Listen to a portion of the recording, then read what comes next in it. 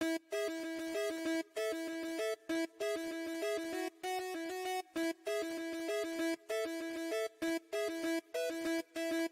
found the coolest place to be, the PlayStation Collecting Smiths. Come on, won't you sing with me? Welcome to the show.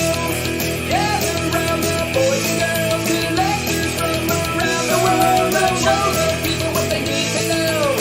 Welcome to the show. Gonna talk to guests, only got the best. Gonna put their knowledge to the test. Gonna laugh and eat, gonna live the dream. Gonna show you things you've never seen. Gonna sing a song to the break of dawn. Gonna rock this party all night long. So come on everybody, let me see you dance. Get yourself ready, you got one more chance. You found the coolest place to be, the PlayStation Collecting Smiths. Come on, won't you sing with me? Welcome to the show.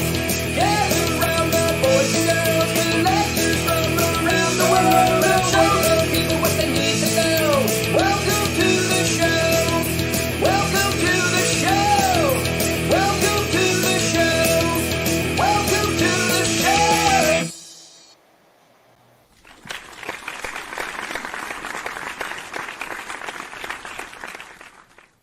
Hey, what's up, everyone? Welcome to the PlayStation Collectors Podcast. This is Season 3, Episode number 13.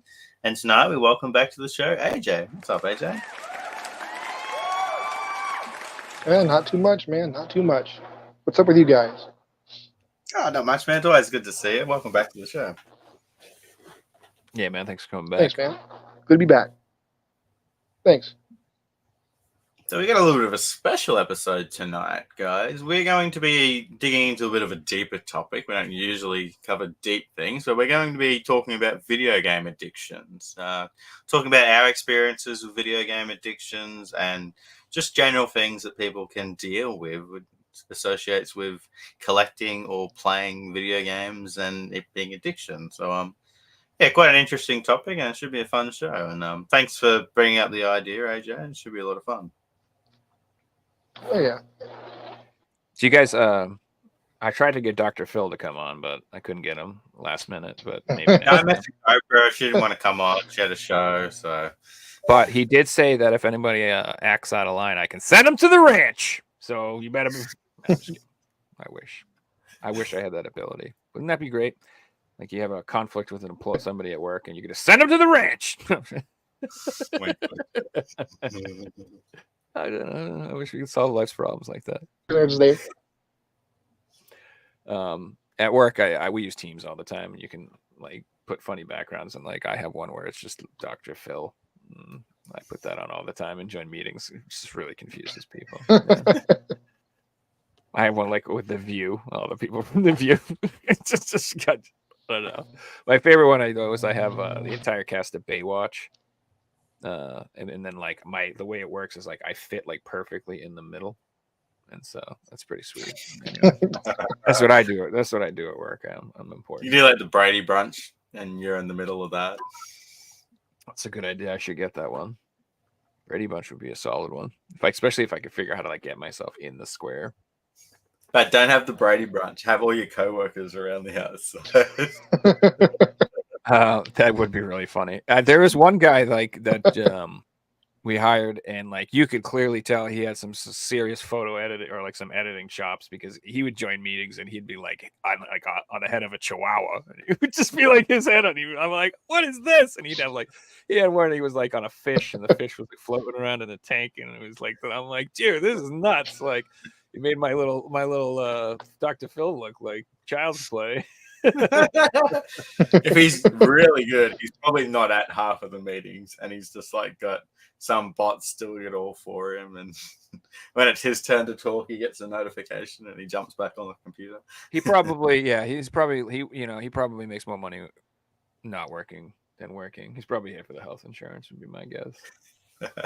In America, you have to get a job just to have health insurance. It's insane, because if you try to like buy your own health insurance, it's absurdly expensive. Like it's just unreasonably expensive. So if you work for a company, they take like maybe couple $100 a month out of your check or whatever. But if you're like self-employed and you try to buy health insurance, it's like $500 a month, $600 a month, $700. It's like insane just to exist. It's like, well, if you'd like, to be able to get your tonsils checked out every once in a while and have a physical, I'll be about $700 a month. It's like, what the fuck? I don't know.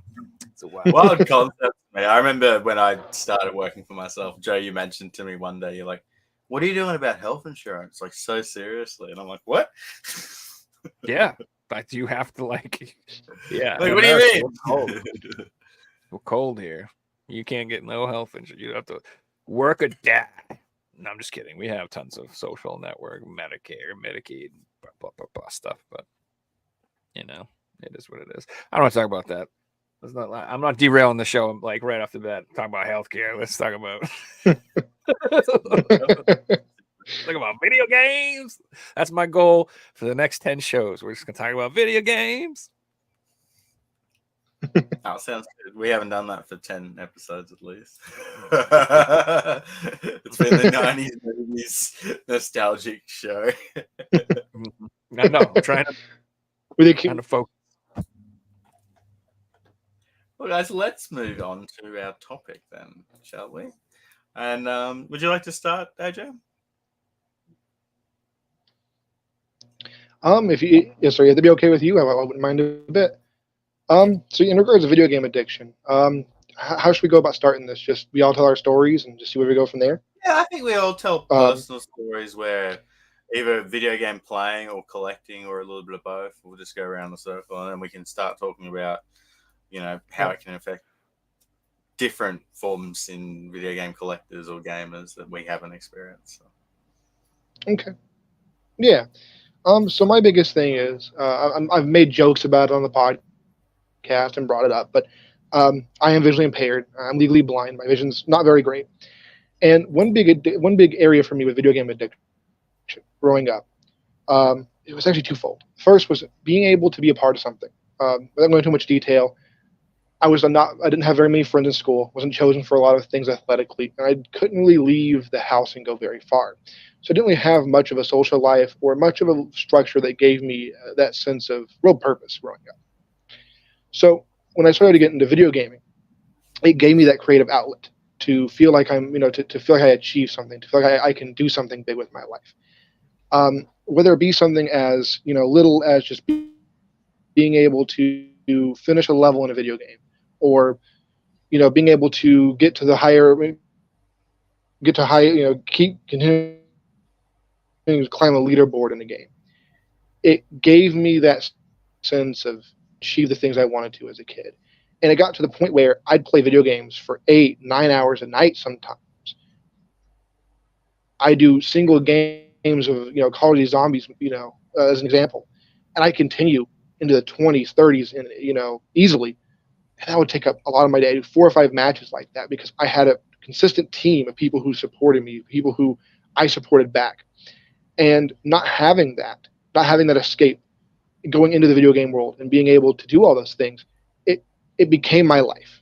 And so there was a point where my mom and dad, my family hardly ever saw me because I was always playing games, trying to feel like I was something more, trying to feel that sense that there's things that other people often had.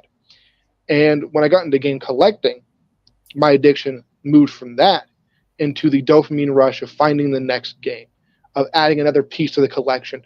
And it helped me feel almost complete in a way. If I was able to cross off this game or that game from my list, it gave me a thing I could do with my disability, and as silly as it sounds, at that time, I was a lot younger and I didn't fully understand that was not a healthy outlet to express myself to that degree in that way. So hopefully I was able to sum it up pretty well. So yeah, that's pretty much where I suffered from it. That's where I suffered from my addiction.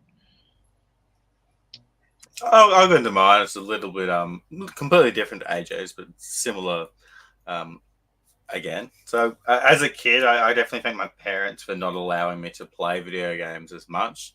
Me and my brother weren't allowed to play video games Monday to Fridays when school was on. We were only allowed to play on the weekends, and then there was like time limits on how much we were allowed to play.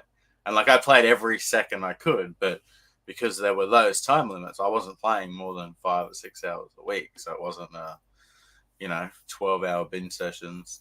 It wasn't until I got to like 17, 18, and it wasn't console gaming or anything. I started playing mobile gaming, and it was games that involved spending money. And I didn't have much money at the time, but I had the occasional $20, $50, $100, and I was putting that in a week and climbing up leaderboards on mobile games. And it's a dopamine thing. So the more you put in, the more positive feedbacks you get, and you start to feel really good about yourself. And people in the community will be like, "Oh, you're doing really well," and that'll make you feel good, and you keep striving to keep pushing up leaderboards and different things like that. And fast forward 3-4 years, I'm suddenly spending $50, $100 a week on this game, and it really took years until I realized, I don't want to be doing this anymore. And I was able to sell my account and make a bit of money back, but was nothing compared to what I put in or the time you put in. And that was my first instinct with video game addiction, I would say.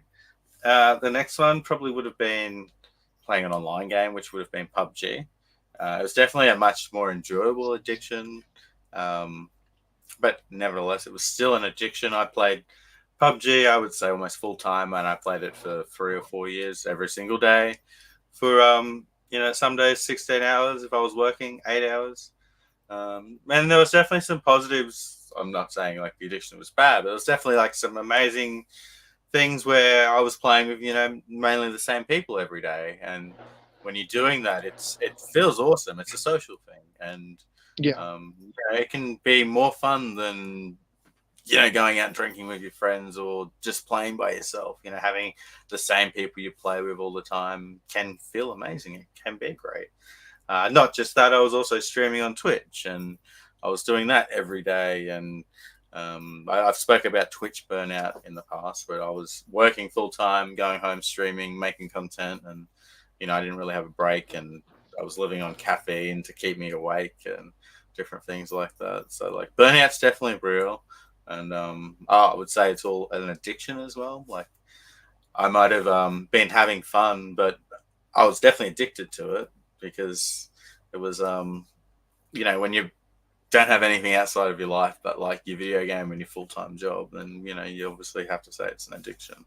And I did really well in the game. I was, not top of the leaderboards, but I think I peaked at like number 3 in the world at one point and won tournaments and, did pretty well on Twitch. So I definitely had a great time playing, but I was definitely addicted to the game. And then my third point in video game addiction I'd like to talk about is collecting. And, you guys know I got a big collection. I've been collecting for 10 years. But in this time, I definitely went through periods where I had got FOMO. I'd see different collectors on Facebook buying games that I didn't own, and I'd have to buy those games. I was spending money where, I had bills to pay or video games to buy, and I was buying the video games and putting the bills second and different things like that. And I was young and, I built a massive collection. I got no regrets, but if I went back, I definitely would have done things differently and taken my time more. And, if I seen something that someone else had, you don't just need that because someone else has got it.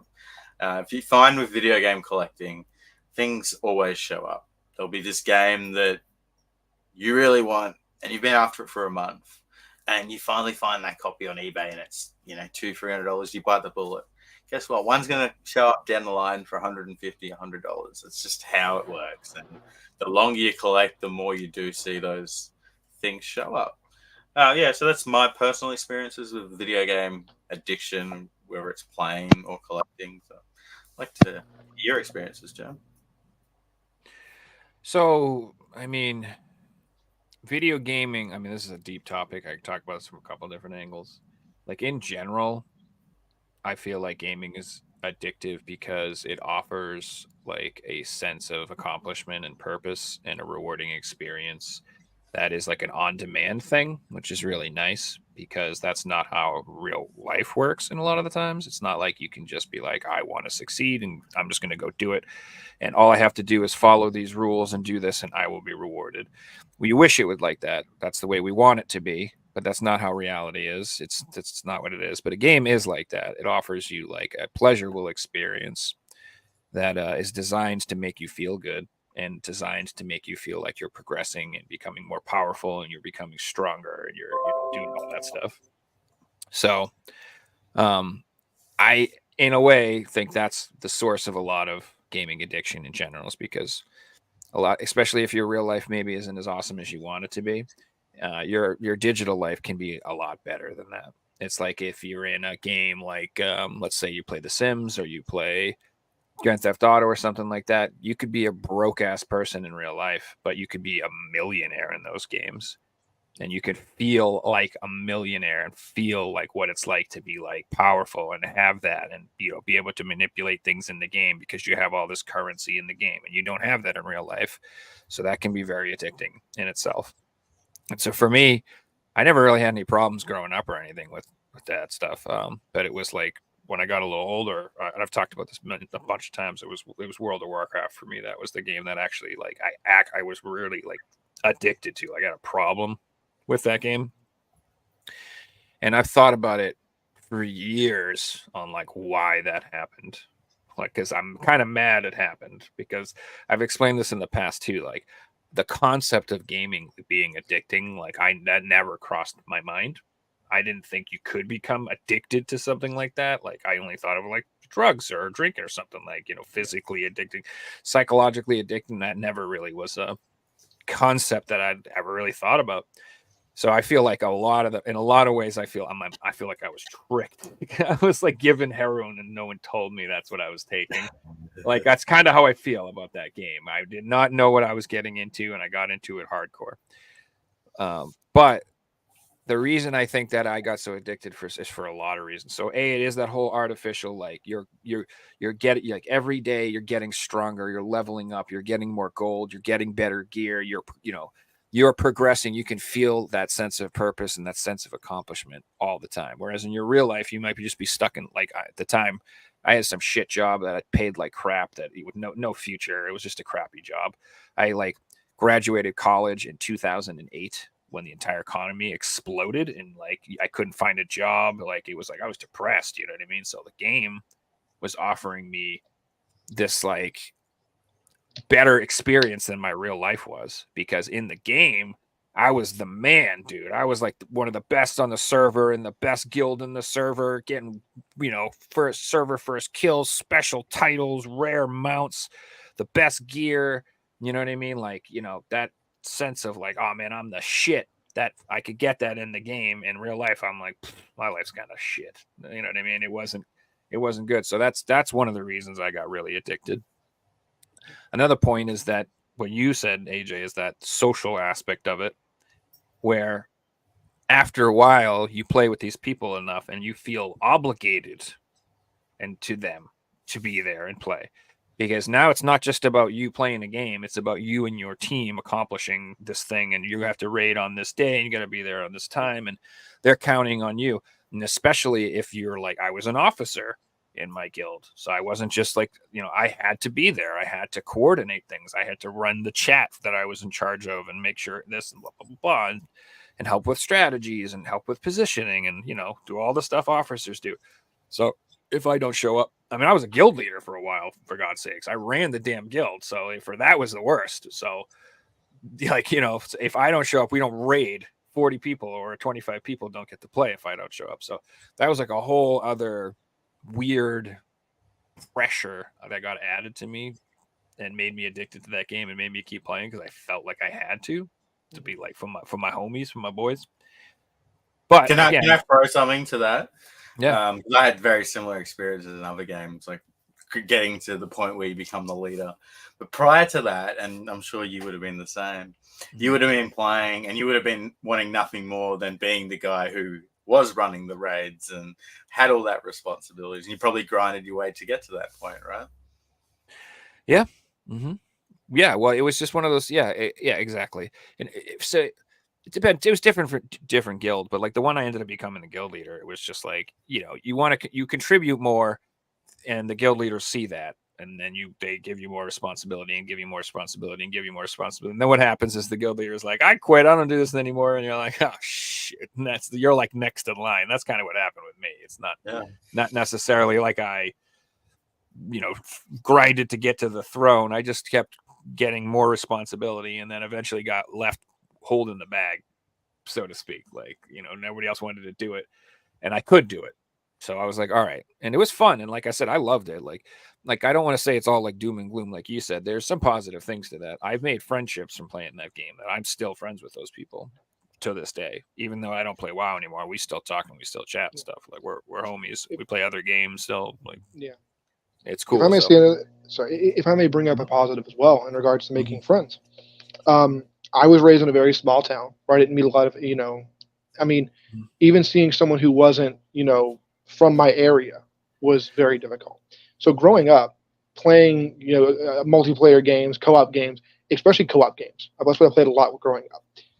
It was really interesting meeting people from across the world. I mean, I had friends from Korea. I had friends from South Korea, Australia, Brazil, and I think it's one of the best aspects of that, especially when you're younger or a young adult, is seeing all these different cultures in their own way, whether it be how people talk, the way they experience things, where they play, whatever it could be. I think experiencing different cultures and meeting all these people from across the world is one of the best elements of online gaming. Being able to be, to almost not quite visit, but to experience just a little bit of somewhere else, Mm-hmm. Especially when you're playing a game that you do have like a clan in, and the game is a 24/7 game, so you can't just have an all-American clan because you get destroyed at night, or an all-European clan because you get destroyed during the day. You have to have your Australians and people from Asia and people from Europe and people from America, and it works better when you diversify like that, and those teams are the ones that do better. And yeah, it is so cool, meeting people from different cultures and different languages and different things like that. Yeah, so that's why I'm not even I'm not even really, I'm WoW is what it is. And if you're into WoW, like the stuff that I'm complaining about, like you want that. Like you said, like it's not bad. If you want a game that is like, you want your one game, and that's all you want to do, is you want to be able to play this one game, and you want to put all your time into this one game, and you want always to have something to do in this one game, and you always want to play this. Like, if that's what you want, then all of the things I'm talking about WoW are good, because they keep you in your seat and they keep you engaged and you have stuff to do, and it's good. But I'm so beyond that point in my life now where I'm the opposite. I'm like, dude, tell me a game is 20 hours or less, please. Like, that's the sweet spot for me. I like a 20-hour game. I like a game that takes me like 4 or 5 sittings maybe to beat, and then I'm out. Like, that's perfect for me. Like, and I want to move on to something else just because I've sort of created a problem. I have too many games, and I've reached a point psychologically where I cannot justify, so when it comes to physically addicting, I'm like really in control of that, believe it or not. You may not think so. You may look like and be like, this looks outrageous, but I'm like really like mindful of the FOMO, and I do not just buy stuff just because it looks like I always like think about it twice, think about it 3 times, 4 times before I buy something. You know what I mean? Because I don't have a lot of space. I don't have a lot of time, and there's no reason for me to, logically, I've been able to work it through in my head. Like, I don't reasonably need to do that. I do need a new porch. I need stuff in my house. Like, there are things I need, and like I'm able to like put that priority in my life now, where games are cool and I want them and I get them. And trust me, I definitely buy stuff I shouldn't, but I'm not perfect, but I'm not addicted. To it at all. And I'm also good at selling things too. I'm good at letting go, where I feel like if you can't do that, that's a problem. If you're only buying, and you literally like have a problem, like you cannot sell anything, that's like hoarder. You're like psychologically have a problem with letting stuff go. You're like the old lady that wanted a newspaper from 1972. It's like, come on. Yeah. where you've got But- like 4 of the same game, and you'll have your Yeah. collection, and then you got your doubles, and you can't even sell the doubles. That's where it's like, all right, you've Yeah. got a problem at that point because I you agree. bought those games to sell, and you can't sell them. And I know many collectors like that, and you got to overcome that yourself. You can't just have someone I harassing you, going, "You got to sell these because you bought them to sell." Yeah. No, you have to do it yourself and If- motivate. if I make a point on that, that's a really good point that you guys bring up. Whenever I was addicted to game collecting, I would go to GameStop or any used game store, and if it was any game, didn't matter what it was, as long as it wasn't crap sports games or like Move or like games or like shovelware Wii games, if it was $5 or less, I'm buying it. If I didn't have it in the collection, I was buying it. I was living in a 1-bedroom house with like 900 games at one point, and I just couldn't let go of hardly anything. And it wasn't until maybe around the time I actually hopped on the podcast for the first time back when it wasn't Joe. It's when I started to really sit back and reevaluate. And I don't know if you remember, Figsy, how huge my shelf was at that point, but like it's gone down a lot since then. Like that's most of my games back there now. And there's a bit of a gap there because of my pickups, but I was looking at what I had, like the stuff I was showing on the podcast the first time. That was maybe half of what I had, and I was like, I don't need all this stuff. But it took me years of sitting back and just seeing and being overwhelmed with all of the clutter, all the mess, and having a family saying, "Hey, what are you doing?" My partner, I don't know how, but she was being great, supporting me through the whole thing. And she just come up and said, "Hey, this is starting to this is starting to become a problem." And so it's one of those things. Like it can be hard to sell when you start to make physical or mental connections to them. It's very difficult to get out of that mindset. I want to play everything.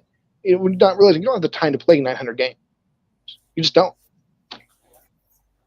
Yeah, I think my collection got to a point where it was a really awesome collection, and then it hit a point where it was obsessive for one person to own 2 game rooms full of video games and Yeah. a living room full of like collector's editions and kiosks. And like, as cool as it was, I'm not a multi-millionaire of a massive house or anything to store all this stuff. My house was just full of video games, and that's all it was. And like, you step back and you're like, is this really what I want? Like, I don't own it anymore because I sold a lot of this stuff, but I owned some peripherals that I was never going to use. I just owned because they were big boxes. I owned 3 massive boxed DJ Hero things. Why? Because they were cheap. Mhm.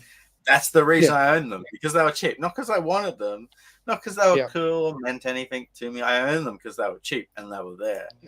Yeah. Like, I was just literally going out to game shops and I was just buying whatever I didn't own because there wasn't much I didn't own. And it's definitely a very toxic thing. Like, I wasn't buying what I wanted anymore. And I used to love going out and finding games that I, was looking up online. I really want this game. But I got to a point, collecting in the same city for almost a decade. I owned everything in the town unless I wanted to buy a brand new game. And I'm so much happier today with my collection. It's looking through the walls and everything's like a game that I want to own or I want to play. It's not just, I bought this because it was cheap. It's, I bought this because I wanted it, or I bought this because, I want to play it, or I've played this game and it's one of my favorite games. So, like collecting a full set, I have no regrets, but I would definitely wouldn't recommend anyone collecting a full set, especially modern systems. Like, if you want to collect a full set, collect like GameCube or something that's got 300-400 games in it. That is 500, less than 500 games. Yeah, they can fit in one shelf. If you're collecting a system like the PS3 or the PS2 or the PS, you need a whole game room for one system, and you're buying like 500 shovelware titles you don't want. You have to be prepared for that. And some of these games are expensive. Like, you're spending $70 on soccer games or NBA games, like Just Dance games. Like, what lifetime do I want to spend $100 to get a bunch of Just Dance games? It's never going to play them in my life. And nothing against people that like Just Dance. It's an amazing series. It's not for me. I like other games. So, Yeah, I'm very happy now that I've slimmed down my collection. I've sold over 2,000 games in my collection. I'm under the 3,000 mark, and I'm probably going to keep going until I'm around that 2,000 mark. So, yeah, watch I this. feel like that's it's so funny perspective how what changes to what people think are a lot of games and what aren't a lot of games. But like, Yeah. I have like maybe like 1,500 PS4 games, and I'm like, that's like a sweet spot for me because like they're all good games. Like I've purged my collection a few times now, so like I'm very, like you said, I'm very happy with what I have. The only collection that I have where some of the games are obviously not that great is I did the complete PSVR collection, and I there's sold quite most of the VR there's stuff. So I'm like, why did I there's buy some, this? What's there's some this? stinkers in there for sure that I have no intention of playing, but that's a cool little. But still, that's a reasonable set. still Like going the for the whole set's like 180 games or something. Yeah, it's not like a Yeah. freaking 5,000 game. Man, it's 180 of them. So, And if you ever did want to sell your collection one day, those would probably be the first ones to go because you're already thinking about like, oh, what do I own all that shovelware in the VR set? Where most of it's pretty cool, but then you do have all that other stuff. It's not shovelware. It's just, I don't when know. you get to a point where I am going for have to, your shelves are full, and you have to decide: do I put the new game on the shelf and take stuff out? That's where you have to be like, all right, is it time to start selling things? Double stacking shelves and stuff like that. Because if you're not displaying games, and you might have too many. Yeah, so that's and I think you're getting back. You were talking about that dopamine problem with buying games, and that's a real thing too. There's like something, I still get that every time I get a notification about something. You got your deliver, something was back. You got something. You're like, oh yeah, what showed up? Like that little like moment. I'm like, I don't even know what it is. What is it? Which game showed up? Is it something I bought recently? Is it something I bought 6 years ago that finally showed up? What do I got? Like that is like a fun little dopamine thing. But Speaker brought up a good comment too that I want to touch on. So Speaker said, how many games do you have where the game was not on disc? And that's such an interesting thing. Now that I'm really thinking about selling my collection, games that aren't on the disc, I'm selling. Especially when they still sell for what I paid for or even more. I've got PS3 games that are complete editions, but then you open them and the download code for the DLC's expired. It's like, I bought this brand new, it's expired. Why? What's the point of owning it? Like, is it really worth more? I mean, it sells for more, but at the end of the day, is it really worth more? Because suddenly it's exactly the same as the black label that doesn't have the DLC. I always do that research when anytime there's a regular or a complete. I always look up, is the content on the disc? If it's not, I never ever go for it. It's like that Castlevania on PS3, the Lords of Shadow. I bought the cool limited edition, the big collector's edition one that doesn't come with the extra game because the extra game is just a download code. So why would I pay the extra money to get a download code? Like when, I don't even care because I own that game on the 3DS. So why the hell? And it's probably expired at this point, Dude. Yeah, it just doesn't make sense to buy. Another bad example of that. I'm all set. Yeah, I hate that. And that, but so believe it or not, my game collection, like I have very few AAA games. Like I don't go for any games that like, you have like 50,000 patches. I try to avoid them if possible. Yeah. Most of my games are like indie games and stuff like that. So, but we'll see how many of them actually play in the future and work. I mean, that's definitely going to be an issue. It is. It's funny you guys bring up the whole thing with DLC codes. A great example of that is the Resident Evil 6 anthology. This is like loads of games on it, but they're all a DLC code. It's like almost all the games in the franchise up to that point. Only 6 is on the disc. I can argue against that one, AJ, because those expiry codes have no expiry date. I think it's like 1,000 years or something. So if you buy a brand new copy, you'll always be able to download them. Unless the whole PS3 store goes down. Yeah. Which it will, though. Which it will. The store will go down before the codes expire. But I purposely bought that brand new sealed from Amazon so I could know that my codes haven't been used and I've got a brand new copy on the shelf. I saw something the other day, and the guy messaged me, and he's like, "Have you used the DLC codes?" And I bought the game brand new, so I'm like, "I haven't, but I've checked, and they expired 3 years ago." And he still bought the game. So, like, Yeah. a collector, that's on his list, and suddenly realized that even buying a sealed copy, it's going to be expired. So, still wanted the video game because that's on the list, and I understood that. I did that for years, but at the end of the day, is it still the same game, or should you just cross it off the list because it's expired DLC? Like, it's an interesting topic. Oh yeah. Mike just asked the question: where do you sell your games, Figsy? So I sell 99% of my games on eBay under the Figsy Game Store. So if you want to check out what I got on there right now, I got about 1,000 PlayStation games in my collection on there. So yeah, you got to learn how to regulate the FOMO, and you got to realize that these companies are trying to manipulate you, and you got to know what things are actually rare and are going to be hard to get, and what things are artificially making you think that, because there's lots of things that are marketed as rare and hard, and they're going to be collectible, not. And it's the stuff that ends up being the hardest to find and the rarest to find is just always the obscure, weird crap that nobody even knew about at the time. Yeah. That's the stuff. It's in 5 years from now, someone's like, "Hey, did you realize this game got released in this region and it has this weird thing?" And everyone goes, "No." And then everyone wants this thing, and now there's like no one can find it. There's only like 10, 15 of them. Those are the ones that end up being hard to get. Yeah, you're 100% spot on. It comes down to a few things. I watch a guy that's like an accountant, a business analyst, but he goes in depth on talking about the collecting scene and things like this. So for something to become collectible, it needs a thing called organic collectability. Mm-hmm. Now, when a company like Limited Run Games release something and release it as, "Hey, this game's got 1,000 copies," that completely takes away the organic collectability because they're selling it as a collectible item. For an item to become collectible, it can't be sold like that. It has to become collectible.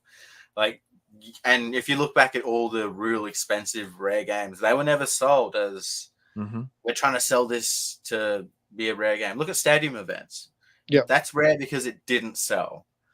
It's expensive because it didn't sell. That's organic collectibility.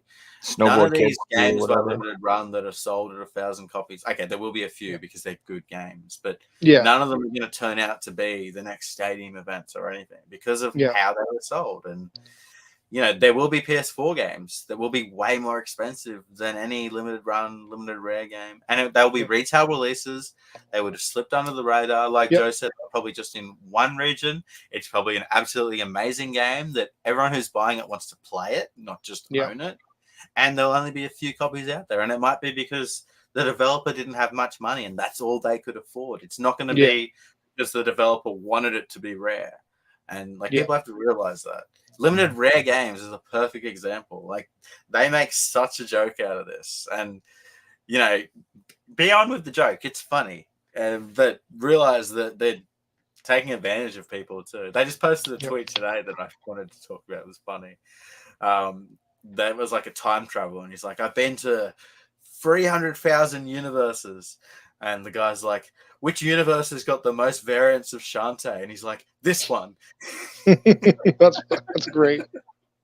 Yeah, that is funny, dude. In regards to FOMO, that's the big reason why I don't support directly these big companies like Limited Rare, Limited Run.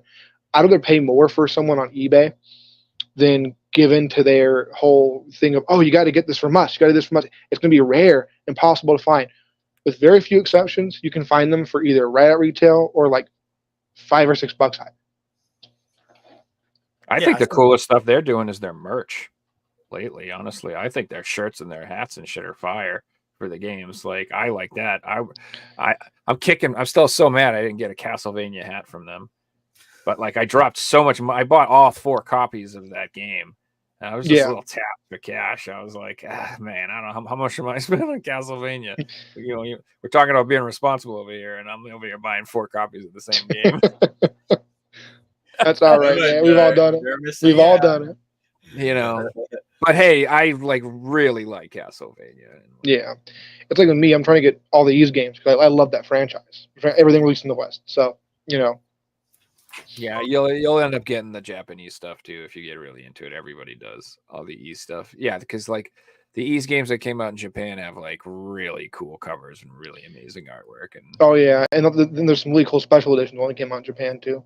exactly, yeah, there's some amazing stuff. So, yeah, that's a big announcement. Ys 10's coming out in the fall. I'm very excited about that. I have the collector's edition. 8 and 9, so I'm really hoping they do something for 10. But yeah, I don't know if you guys have seen these. I showed these off before. Nice.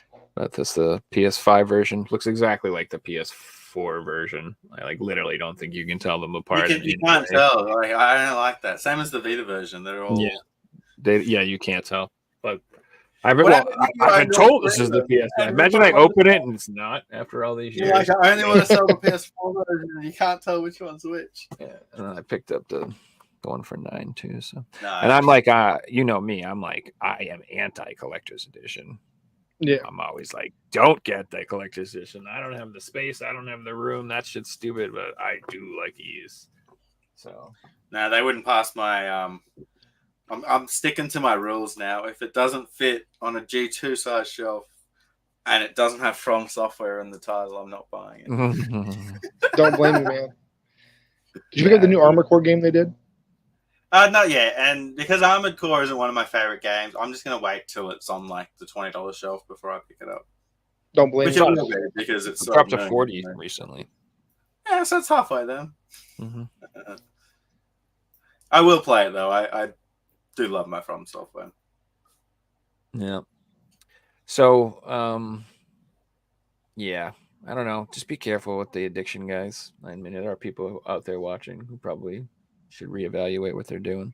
And We'd love to hear from you guys if you've had experiences with video game addiction, whether it's playing video games or collecting video games. Let us know in the comments.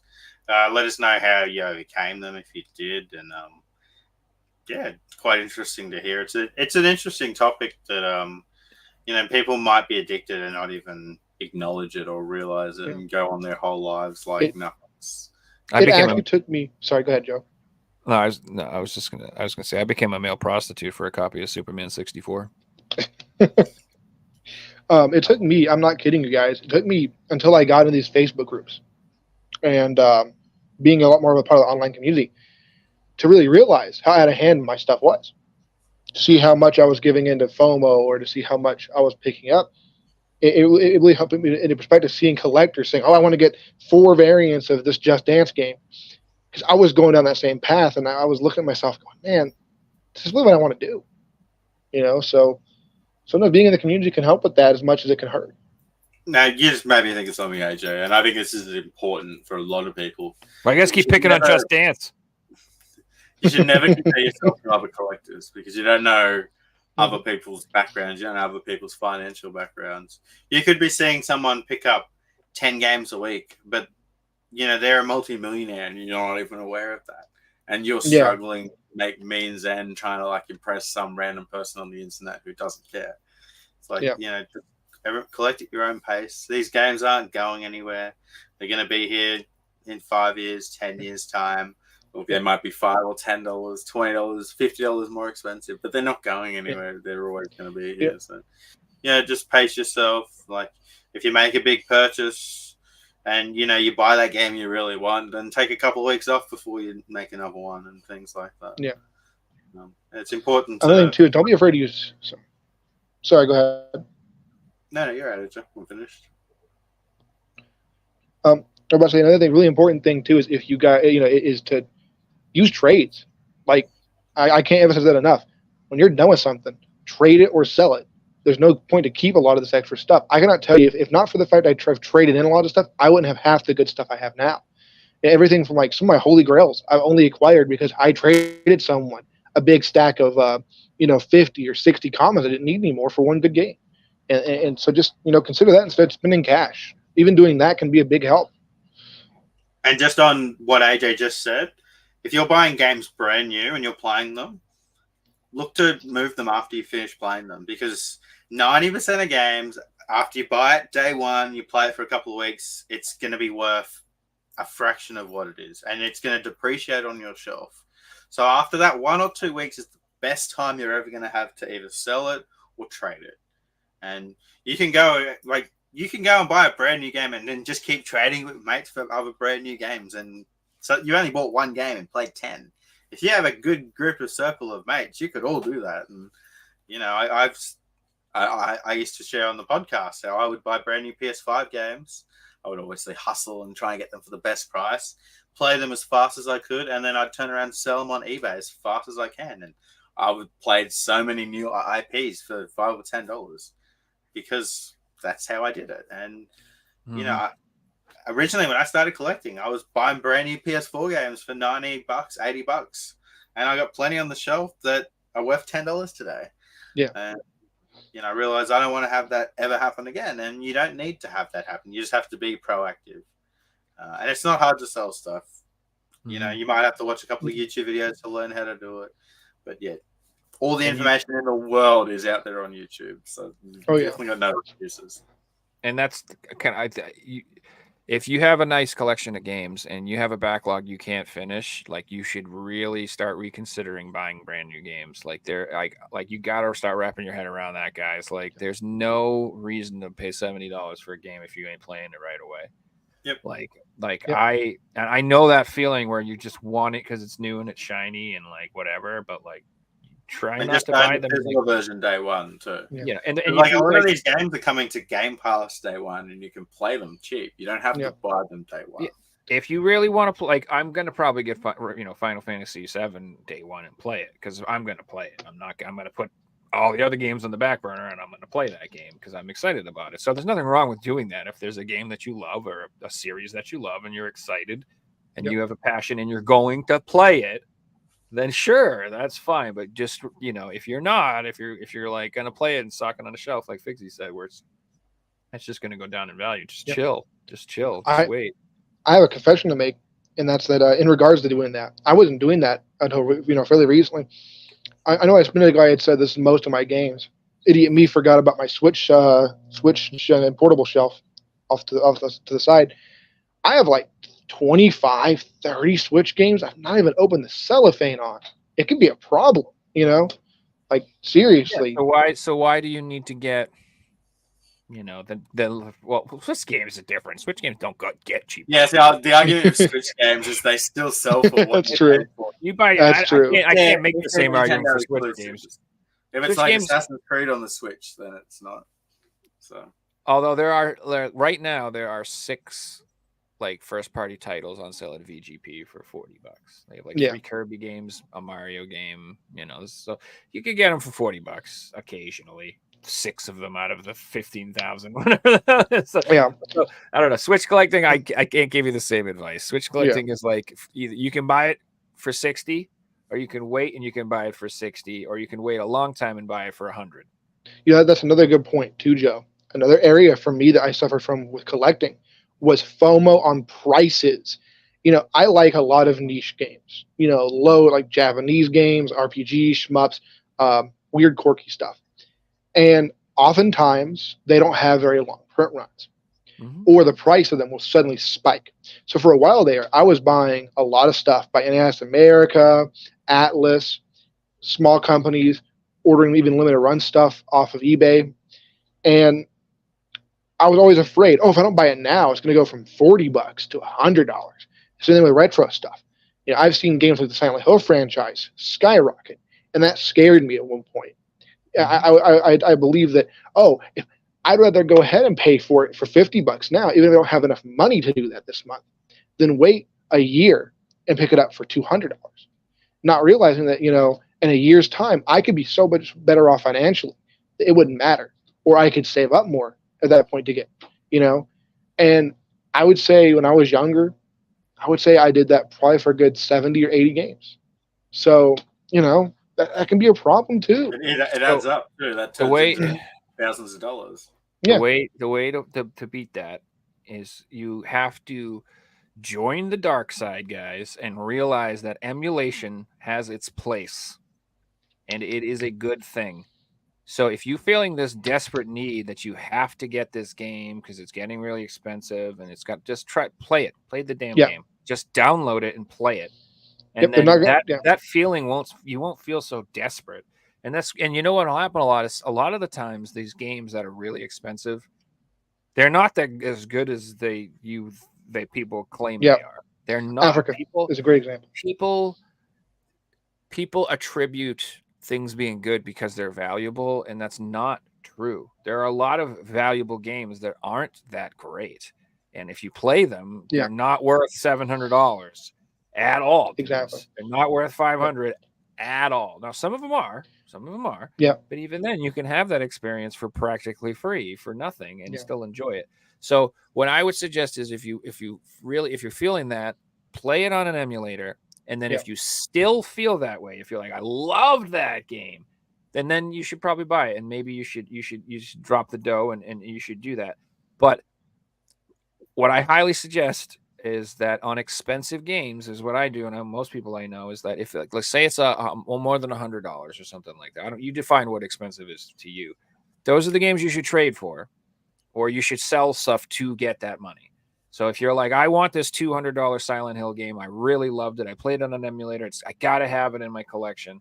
That's when you go in and you find some commons and you sell. Not even if it's $200 game, sell $100. Just get half the value and then throw.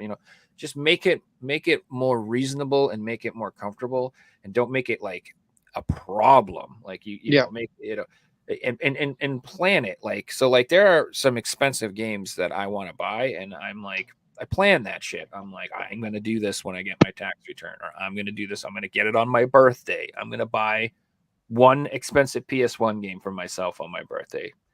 And then I don't feel bad if I spend $150 on something. I really don't, because I'm like, it's my birthday. I'm gonna fucking get myself something I want, and this is something I wanted for a while, and I made this decision, and it wasn't compulsive. Like, you shouldn't be compulsive, or like if you feel like you don't have like a lack of self-control, you're just buying stuff compulsively. That's a problem. Yeah. You know what I mean? Turn off the apps, delete that shit. Chop your Amazon card up for a while. Do what you got to do. Get off of the thing. Especially if you own a huge room full of games already. Yeah. Like, you have no psychological or logical reason to doing it. You have enough games to play forever. So I have one rule.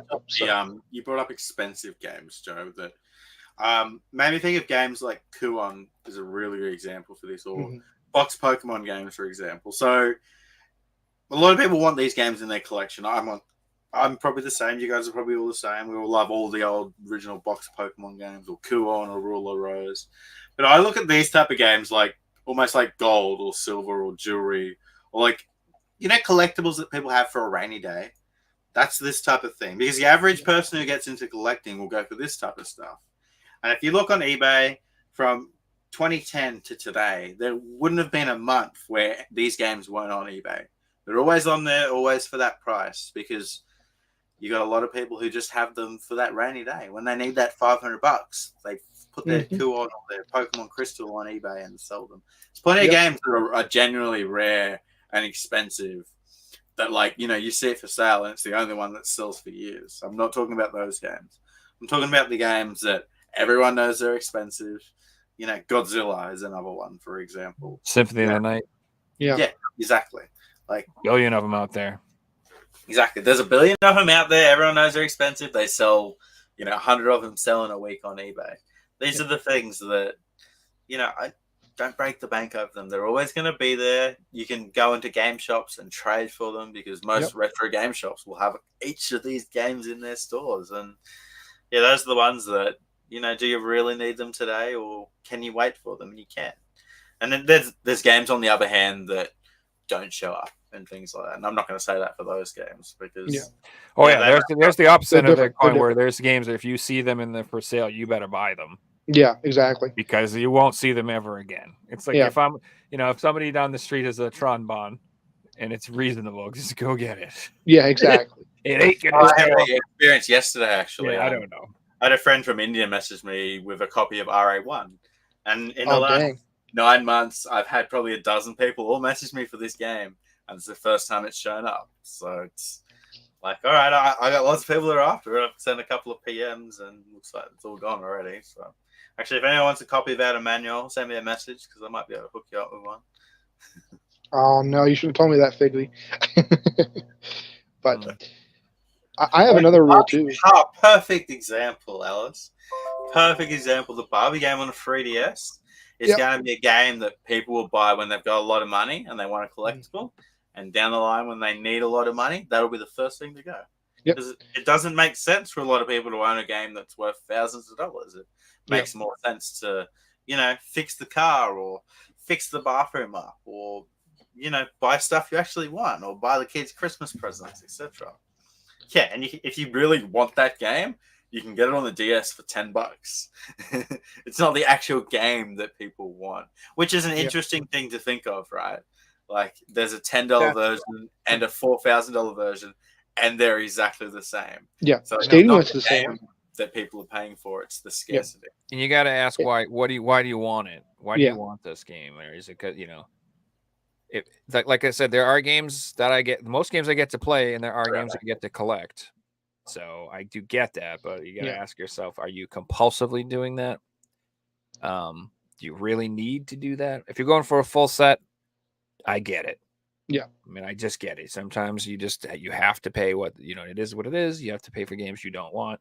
Yeah. I went through it with the PSVR. I understand. But if you're just like, I don't know, you see it in a store and you feel compelled, just to have it, just to show it off or something. That's not the right reason. Yeah. I wouldn't do that, especially now. Like, one thing is like, somebody out there has a better collection always. So who are you trying to impress? Like, what? Exactly. Why are you collecting? What's the point of it? Is it to impress other people? Is it to have something that makes you happy? For me, it's this stuff makes me happy. I come in and I see it, and I'm like, oh, I love these games. God damn, I love that game. I love that game. I love this game. I love that game. That's why I have it. Yeah. And like, I honestly, when people meet me, I'm like almost like I don't even want to mention it that I have. Yeah. This. I don't even want it because it makes me look crazy to most It does. people. Yeah. So it's not even something I don't flex on people about this at all. It's Joe, if you're into it, if you're into collecting, sure, check this out. But if you're not, I'm not bringing it up. I have a funny story about getting into a collection. So about how the public sees it. So recently, due to life events, I don't want to get into that, but I had to move in with someone else. Me and my partner, we moved back in with our family. Nothing's wrong with us. We're all fine. But the awkward moment comes into play when I'm moving, I'm packing. Why there's so many video games? I collect. What do you really need?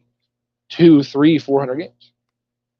And I was like, well, no, but it makes me happy. And these guys are 60s, 70s, and they look like I'm back, like I'm batting insane. And I was trying to downsize some, and I was about to go to the game store, and I had a big tote of games, and they go like, "Get rid of all your games." Like, nah, not even a little bit. And they just gave me this. That's exactly. I did the same thing. I brought this huge box, and I looked at it. It doesn't even look like I. Tiny as exactly. But they give me this look like I am mentally unwell. And my partner eventually told me that later on they go, he has a problem. He needs mental help. Right. Not knowing the concept. Like, if you're not a collector, you see that, you see people even with 200 games, and it looks insane. It looks absolutely preposterous. There's no reason for 200 games. Most people have a PlayStation, like 10, maybe 20 games. That's like the most people have. I have I always look for guests for the show. Yeah. So I spend hours like combing through YouTube, looking up new channels, looking up new creators, trying to find people I think would be cool. And I can't tell you how many people's like, let me show you my collection. And it's like 30 games, 40 games. That's what most normal human beings consider a collection. It's exactly. like 30 or 40 games. And I'm over here. I have like, I don't know, like, God, maybe like I probably have close to 500 Switch games. And if you ask me if I collect a Switch, I'm like, no. Yeah, exactly. No. Okay, well, I have some games. I casually, I mean, I buy some now and then, but I'm not really into it. Yeah, I'm not a Switch collector at all. I mean, I have some games, but then if I show people, they'll be like, "What the fuck? That's insane." I'm like, "No, it isn't." And that's also, I guess, doing this show for as long as I have has really changed my perspective on things. It's almost like I say to my girlfriend all the time, I'm like, I don't have a problem. Did you see that last guy? Right. Like it has 15 variants of Just Dance. Exactly. You think I'm crazy? That dude had like freaking 3 garages, true things, blah blah blah. He said he was telling his kid need to get a freaking copy of Dragon Ball or something. I don't even. AJ, your story where you moved in with back into your parents reminded me of this video I just watched where it was the complete opposite. So it was like a generation, like a new kid. It was like a 17-year-old girl. Yeah. It was a TikTok, and she put all her mum's CD collection on the table, and she's like, "Why do you have all these CDs? Look, I've got them all on my phone, every single one." And they're trying to get the mum to sell her CD collection. She's like, "But this is my favorite CD from 1989, and I went to this concert, and I just want to look at them all." Yeah. And, the kid couldn't understand. No. Why the mum wanted this collection, and I'm watching the video cringing, like, no, the mum's right. You're right. Exactly. Yeah. You know, collectors are not. Sorry, I didn't mean to cut you off, Joe. Go ahead. No, you're not. No, you go. Collectors, man. You know, they're not. They don't just happen. Like you kind of have that bug, and people either do or don't. And it is really interesting if you're like my partner's not a collector either. She's a very casual gamer, which isn't a problem. But you know, she wouldn't even touch a copy of like, you know, something like Lunar, but she'll play Just Dance, which is great for her. It's fun, you know. But it's interesting, you know. It's interesting the dichotomy with collectors. Collectors, they don't just happen. You know, you're either born into it or you're not, and there's not much overlap. You don't just kind of create one. If that makes any sense. Yeah, so, I agree. I collected things as a kid, even things that didn't have a monetary value. Like when I was a little kid, I used to walk into shops and always take a business card, and I had like 400 business cards, and I used to go through and like sort them in alphabetical order. And I had a business card collection, and I just did that as a kid, you know, because I like doing that, and I always had a lot of video games as a kid because I always like tried to get more, and that was I want to get as many as I can, many as I can, and if I got the chance to go to a garage sale and get a cheap one, I would. And you know, one of my favorite games as a kid I got for $1 at the markets, and that's a fond memory of mine. And it was on. I don't even think it was a real disc. I think it was like a burnt copy of the disc, a real case or anything. And actually, as a kid, I thought it was a PS1 game because it was in like a CD case. Mm-hmm. But later, as an adult, when I went to rebuy it, I found out it was a PS2 game. So one of the things you said that I thought was really fascinating too about that story is like when the mom was talking about her CDs, she was saying like, no, this is the CD I bought in 1998. And I remember going to this concert and I remember doing this. I don't think people understand the kids that you know, like collecting physical objects is like sometimes a direct connection to the past. And it's a way to directly connect yourself to a fond memory. Yeah. So like there are games that I own from my childhood that aren't even good games, but I want them in my collection because I remember those fond memories of playing those games. And I remember that fun time I had with my friends, or I remember that fun time I had with my father or my brothers, or there's a memory attached to that game and to that experience that owning that thing is a way to like directly take me there, take me back. And like, in a way that like, I can't describe this to people. It's like those PlayStation magazines I've been collecting. I've been talking about looking through these things. Like these things are a time portal. Like, like, they are like, gosh, dude. Like I don't know. They hit me in the feels. And you know, no way your iPod's going to do that. Yeah, it doesn't. Your digital library it just doesn't. You know, that's another interesting aspect about collecting that can be addicting is that nostalgia. You know, especially if like we have very positive memories of things as a kid. we as adults, we can get hooked to that because you don't have that same feeling of just coming home and popping in a game, whether it be something like an Atari game or even something as new as, let's say, God of War 3 or God of War Ragnarok even. If you're a kid growing up, that feeling coming home from school or having a very important moment in your life, it could be being in high school and you remember when you were, or you remember, oh, the same day I went out with my partner for the first time, I bought this game when I got home. Just having these positive memories as an adult, you don't get those in the same way. When when you become an adult, you have responsibilities, jobs, you know, you just can't go back in time that way. And so the nostalgia of, oh, I remember when I bought Silent Hill and I played that as a little kid with my dad, or whenever I got the SpongeBob game or whatever else it could be, that can be so addicting that you want to recreate that with new experiences, and that can make you lose track of what's going on as well. You know. With that as well, AJ, I like. So I went back and bought my childhood collection, right? And I feel like Yeah. every game that I played as a kid, I do own today. But So it took all me starts for years everybody. to get that list together. Like I Yeah. didn't just remember every game I played. If Joe asked me, what are your favorite games? I could list off 20, 30, 40, maybe 100 games. But then I'll turn around and look through my collection. I'll be like, oh, I forgot this one. Oh, that one too. And Yeah. oh, this one. And like I love relating that to music is I loved music in the 2000s. I was so into music. And I've forgotten so many bands that I grew up with because I don't have the CDs anymore. Yeah. And not until like someone shows me their playlist, I'm like, oh, that. Like Joe was wearing an In Flames shirt the other day, and I remembered Yeah. In Flames. I've forgotten about this band for 15 years, and suddenly they're on my playlist again. But there's so many music artists I've just Yeah. forgotten about because I've moved on to that digital world. Yeah. But video game collecting, I can always look at my collection and have that, oh, I remember that. And Yeah. I might want to play it again, but just knowing that I had a good time with those games is a special feeling to me. And Okay. I think that's what like that mum wanted to recreate with her CDs is, Yeah. she mightn't ever listen to them again, but she might know what to listen to on her iPhone, look at her CD collection and be like, that's what I want to listen to today. Exactly. And start playing it on her iPhone. Yeah, CDs sound better than digital music, just so you guys know. I got a CD in my car still. Hey, dude, CDs on a nice stereo are going to sound infinitely better than your stupid, shitty compressed MP3s. I would even argue better than vinyl if done right. Of course, and Yeah. vinyl is absolutely not. They had these CDs. They were called like super CDs or super audio CDs. That Yeah. came out. Yeah. Those are actually like the best quality like music you can buy because it's all about frequencies. Yeah. The frequency range on those You know- is insane. It's like negative a million hertz to like Yeah. positive a billion hertz.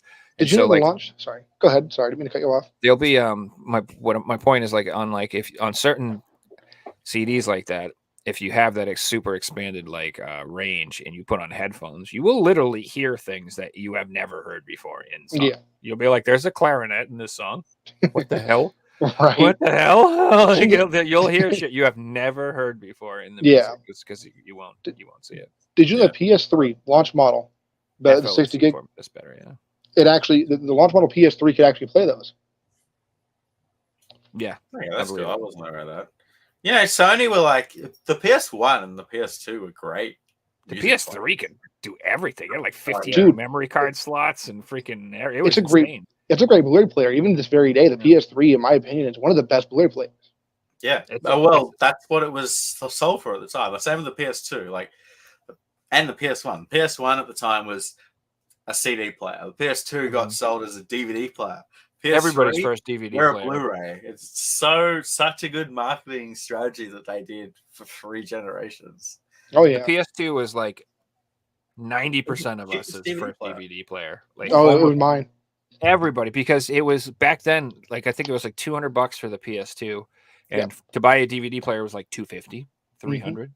So That's it was how like, guys, this is no brainer. It's like, why would you know? You could, first of Yeah. all, none of us had that money. Mhm. And so if you for $200, if you get something that plays PlayStation 2 games, PlayStation 1 games, and DVDs, hell yeah, that was Oh, yeah. that was the best. I That's remember how- owning a PS1, and Yeah. it would have been like April or something. We got the PS1, and then that Christmas we got the PS2 because obviously it just made sense to my parents. Yeah. Looking into DVDs, yeah, they're cheaper at the video shop, Mhm. and oh, this system's only what $200-300, and yeah, it makes sense to buy one. It's not Yeah. like the whole family can't use it because they can. That's How what many convinced my people mom and here, dad to buy one. How many people here watched Lord of the Rings 50,000 times on their PS2? Harry Potter, Lord of yeah. the Rings, dude. I watched so many times. My mom and dad, they were bad about buying burn copies of DVDs. Back before pirating was like easily accessible. So I remember I talked them into buying a PS2 just so we could watch new movies. I remember we had a collection of 100 plus like illegally burned copies of these games back, not games but movies back in the day. PS2 for years was our family's DVD player. I don't know how many times I heard my dad, AJ, unplug your PS2, bring it in the living room. We're watching movies. So I got something funny to show you guys. So I remember back in the day where Tomb Raider first came out, there was rumors going around that there was a cheat code that could get Lara Croft naked. Yeah. Well, anyway, this was from a magazine. So it was a magazine ad for the Explorer cheater. And basically they said that if you buy this $200 device and type in this code that's like 400 digits wrong, the cheat works. That's great. I'm sure they sold hundreds of those devices just from that one ad. Shit, do I have it? I have one of those cheats for PS1. I don't know if it's that one or Game Shark, though. People are apparently really enjoying the Lara Croft remaster experience. So it's pretty cool to hear. Yeah, hopefully it gets a physical release, the bastards. Yeah. They when they originally announced it, they said that they were, planning on a physical. And they were even like listings on all these websites you can buy it, and they're all gone. That sucks. Yeah. So I'm not going to purchase that right away. I'm not letting the FOMO get me. I'm going to wait and see if a physical comes out, and then I will buy the physical. And you know what? I probably won't even buy it when it first comes out. I'll probably wait till it's on sale. That's how I roll. There's no rush. But this is also why I'm like a huge, I'm really against the all digital future, man. Because the way I like to do things, I won't be able to. Like somebody showed me the other day that if you want to buy Forspoken in Australia, it's digitally, it's 120 Australian still. If you want to buy Forspoken, that's crazy. You can buy a physical copy in the US for like $19.99. No, if I want to buy Baldur's Gate, it's like $200 because I got to import a copy from overseas, and like I want Baldur's Gate free, but I'm not paying $200 for a physical copy. Like that's just ridiculous. Especially when it's like probably 10 gigs are on the disc and it's already 70 gig download. Yeah, exactly. What the hell's I read a very interesting YouTube comment on one of my videos the other day about the future with that type of stuff, and he brought up GTA 6, and I 100% agree with the comment. He said, I think GTA 6 will have a physical disc. It won't be when the game comes out. The game will come out digitally. They'll get everyone to buy it digitally. And 6 months later, they'll put out a physical, and all those collectors will double dip. And I probably will. And he's spot on. So, that way you get what they want, and they get double the money. And can see that happening. So, yeah, but I have like literally zero desire to buy these games that are like a tenth of the game is on the disc. Like I don't see that as a physical game anymore. Like I've tried to explain this. Like my PS5 collection is very small because I can't justify 90% of the games that are released on it. I don't want this. It's not on there. It's a waste of my time. Yeah. Even a lot of the PS4 stuff's like that. Like, exactly. I can't remember the last time I played a PS4 game where there wasn't an update or there wasn't a patch and the game just worked. Yeah. Switch games, plenty of my Switch games, you put them in, they just start working. No downloads needed, nothing. But PS4, it's like, this one too, this one too, this one as well. That's probably why I mostly migrated from the PS4 and 5 to the Switch, Yep. That's why I still think PS1 and PS2 are like the most desirable to collect because they're just all on the discs. I'd argue PS3, but only if you're not counting like the biggies like Skyrim. Because PS3 is not so bad. Like that. And then PS3 have the thing where they use Blu-rays, so we don't have to worry about disc rot and things like that, which isn't really a thing, but in 30 years it might be more of a thing, Well, Yeah. never heard of Discworld with Yeah. Blu-rays. In regards to Blu-rays, though, there is one thing, and that's the data layer on those is very fragile. So if you have like one of those jerks who takes his disc and like puts it, label side up on a tabletop, I've seen loads of PS3 games that have scrapes where the data layer is completely gone because of that kind of thing. I used to have a copy of Spider-Man Web of Shadows, and I would say 1/4 of the play service was just gone. The artwork was flaked off because of that exact issue. So Blu-rays do have their own issues for sure.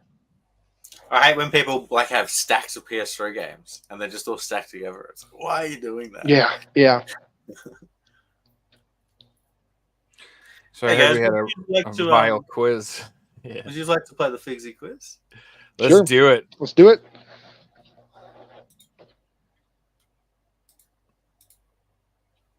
Oh god. Well, this might be the last podcast, guys, because this quiz is a little bit raunchy.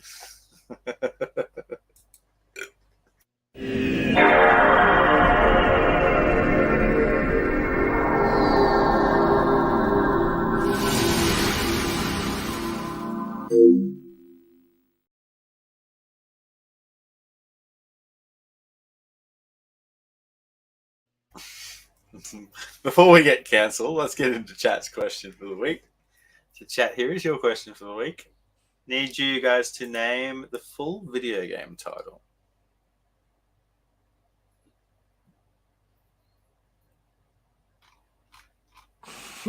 What? I don't know, but I wish we could combine all of these things into one movie. I mean, they did for a video game, right? All right, guys, let's get into the quiz. So, Pavel made this one.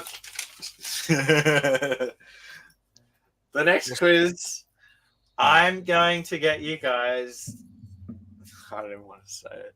I'm going to get you guys to name the 30 most searched Pornhub video games in 2023. So what was that one more time? You guys are going to be naming the 30 most searched Pornhub video games in 2023, according to a graph that Pavel sent me. So what I'm going to do is, because it might be a little bit tricky, is I'm going to show you guys. Oh no. Hold up. I'm going to show you guys the letters of them all, and as you get one right, I will type the name in. Let me just put it. All right, so how it's going to work is you'll be taking turns. You each have 5 strikes. We've included franchises as one game, so you don't have to name Call of Duty 3, 4, 5. It's just Call of Duty. And yes, yeah, let's get into it. So, AJ, would you like to go first? Sure. I still don't get what we're doing. I'm supposed to be guessing You I'm not guys- seeing any video letters. games people are looking up on Pornhub. People are looking up on Pornhub video game searches. I'm not seeing any letters. You said they give us the letters, or Oh, okay, let me make it bigger. Sorry. Oh, shit.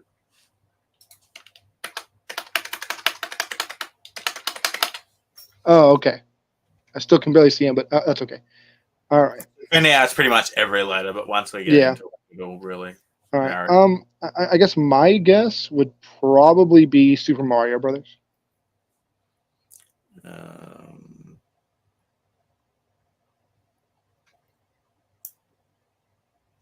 I'll give you a point because Super Mario is on the list. I mean, considering there's an unofficial, never mind. All right. Cool. All right, Joe, you're up. So I know Overwatch was quite a popular thing on Pornhub for a while. Overwatch is on the list. So why do some of them have parentheses? Does that mean like that's So just the there's only one in parenthesis the O? is the letter O. So there's only one for O. Okay, so there isn't another one. All right, okay. Okay. Yeah. All right. I got you. All right. This already. Bunch of freaks. Yeah. Seriously. Let's see. G. Is there? This is like the 70th quiz, right? Um, Digging the barrel for ideas at this point. I wonder how Grand Theft Auto. Pavel came across this list. Yeah, right. I've seen similar things on Twitter and stuff. Yeah. Grand Theft Theft Auto's mine. Auto is not on the list. Oh. Take the first strike. Joe?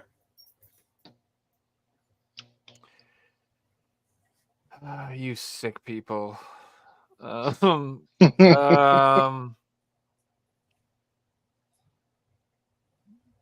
There's so many funny things I want to say. I don't know.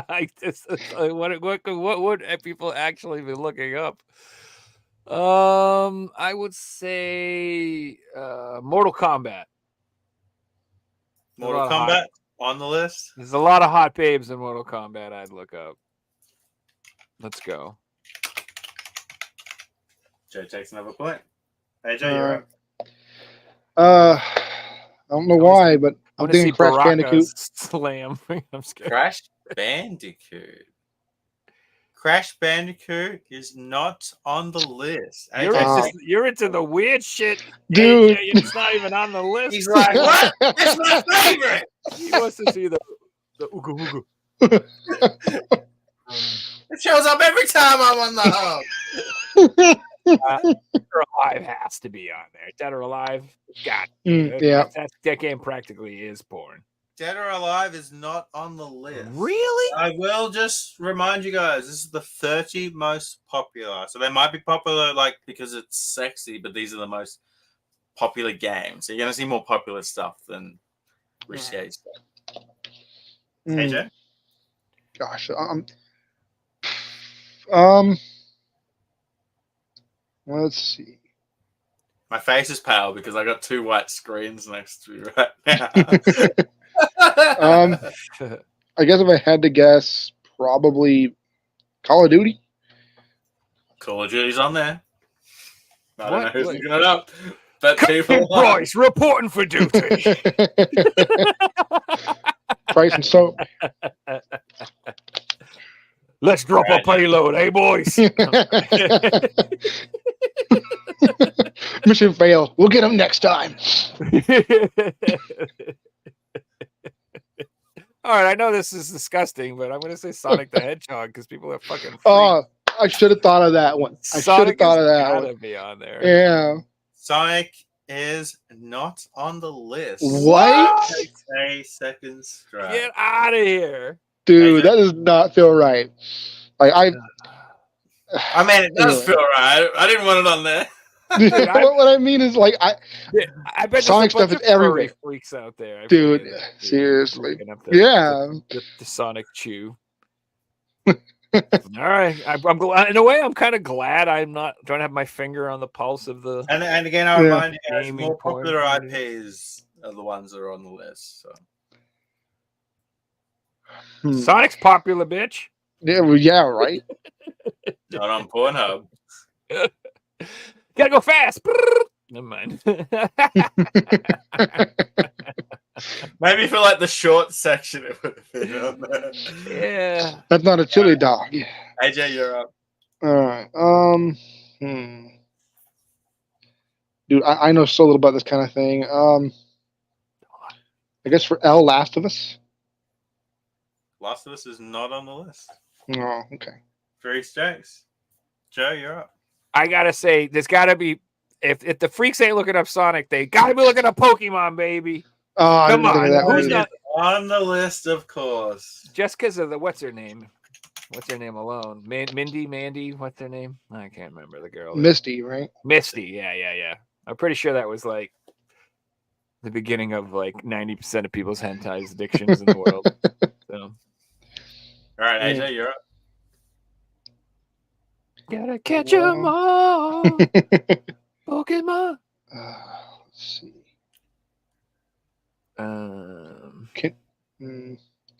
Can I cheat and say it's an IP so that's not video games but has lots of video games in it?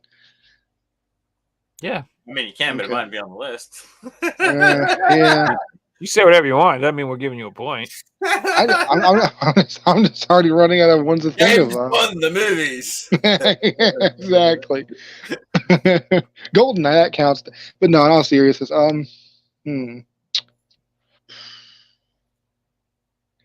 God of War. God of War is on the list. God of War. All right, guys. The scores are now leveled at 3 apiece. AJ's got 3 strikes. Joe's got 2. Joe, you're up.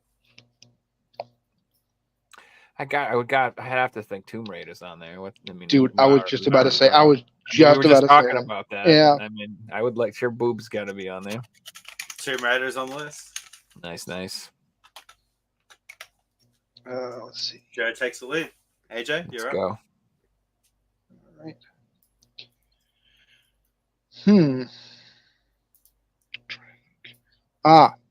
Is there okay, Minecraft?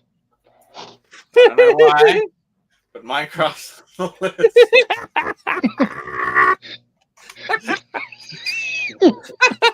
What? People are weird, bro. Why? At least you're thinking about the right games now. Oh, dude, Joe, I'm a you're up. little morbidly curious what the fuck Minecraft porn is. I'll be honest with you, Leo. Do you build like a contraption? Or is it like the little green dudes fucking? Like, I don't even know.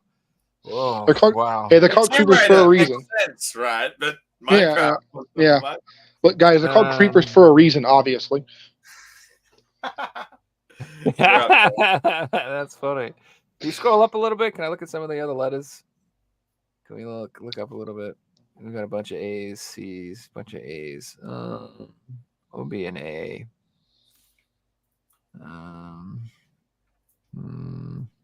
Bunch of C's. F. Final Fantasy? Was that what you said? Final Fantasy? F? Final Fantasy's on the list. Because I'd look up Tifa. Personally, I would actually watch that. Actually, that's one of the things I got to say about that. Final Fantasy 16. There's like a character named Benedicta. Like whoever designed her, well done. Well done. I was a fan. I was a huge fan of Benedicta. Like legitimately, I'm like, I think I have a crush on a video game character. I don't think this just happened to me since I was 10 years old. Bitch is freaking hot. So anyway. All right, AJ, you're up. Maybe Joe's the one looking up this stuff, guys. My guess is Assassin's Creed. I'm going to be the one after the show looking up some of this. Sorry, what was your answer? Sorry, what did you say? You're good. Assassin's Creed. That's a good one. Assassin's Creed is not on the list. Oh, that was a good one. Dude, that's surprising. All right, I'm going to be weird. Now, just to remind you guys, this list is from 2023 only. Okay. There wasn't a new Assassin's Creed game in 2020. Oh, okay.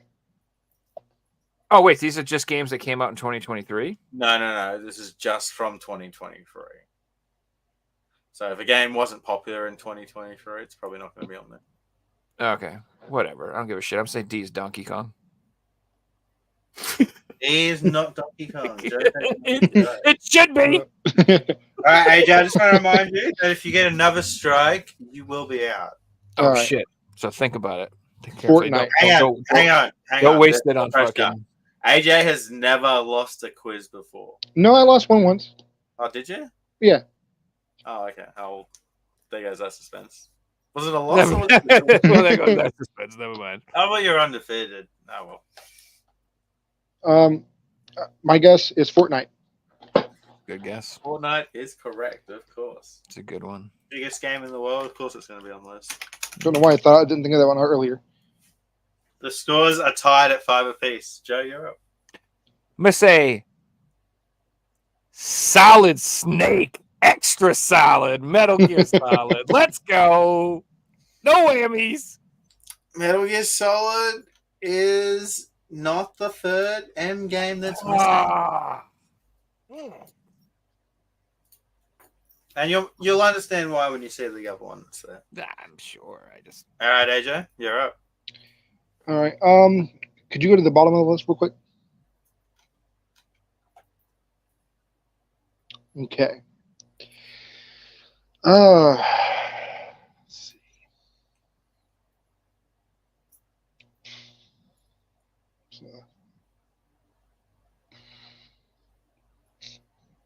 I guess I'm gonna take a shot in the dark and say Apex Legends. I have no idea. I know that's a very popular game series. Apex good. Legends is on the list. Nice job. I'm gonna say You're up, Joe. Resident Evil. Resident Evil is on the list. Nice. Oh, I would definitely look up Ava Wong. yeah. Or The whatever. scores are tied at 6 apiece. Both opponents have got 4 strikes each. AJ, you're up. This is intense. This is the funniest quiz I've ever done, man. Right, I love it. It's really good. It It's is. really good, dude. Like, It really is. I'm really literally going around like, what would I jack off to? What kind of quiz is this? We know now. I know AJ picked Crash Bandicoot, so I'm like, what the fuck? Yeah, it's like worse to pick one that's not on there because then you're the weirdo. It's like I read Pikmin. Why? What the fuck, dude? This is so funny. Oh man, this is great. This is so funny. You're up, AJ. Think what else could we get here? Could you go back to the? I said Donkey Kong for the record. And Sonic All right, Sonic was like an educated guess. Donkey Kong and was just Pokemon. weird. Now we know how you Pokemon go, Joe. was on there. Pokemon was on there. I got a point for Pokemon. Even still, though, there's weirdly a lot of animal creatures in there. Sure, hey, I said Misty, not freaking Pikachu.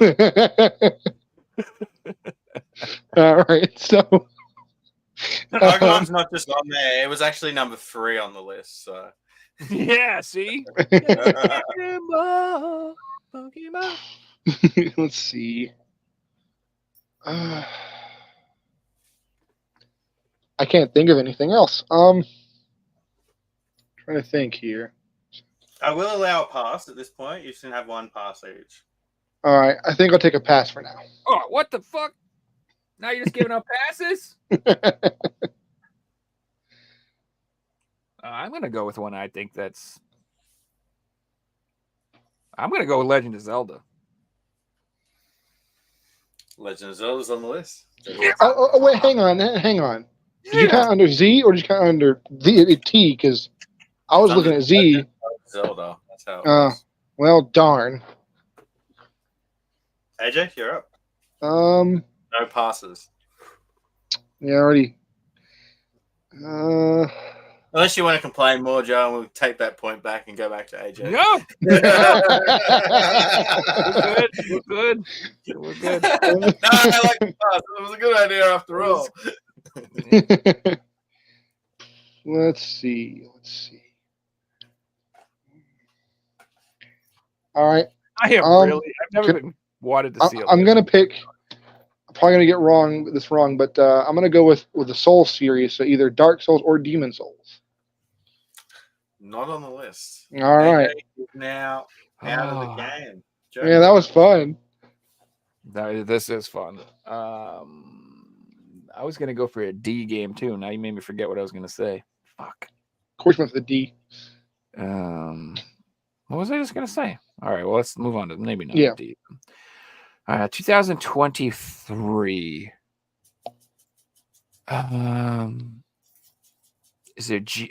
I'm going to say Genshin Impact. Oh, Genshin Impact is on the list. Yeah, that's definitely a pervy game. Good for me. dude. All right, Joe, AJ's out, so you're up.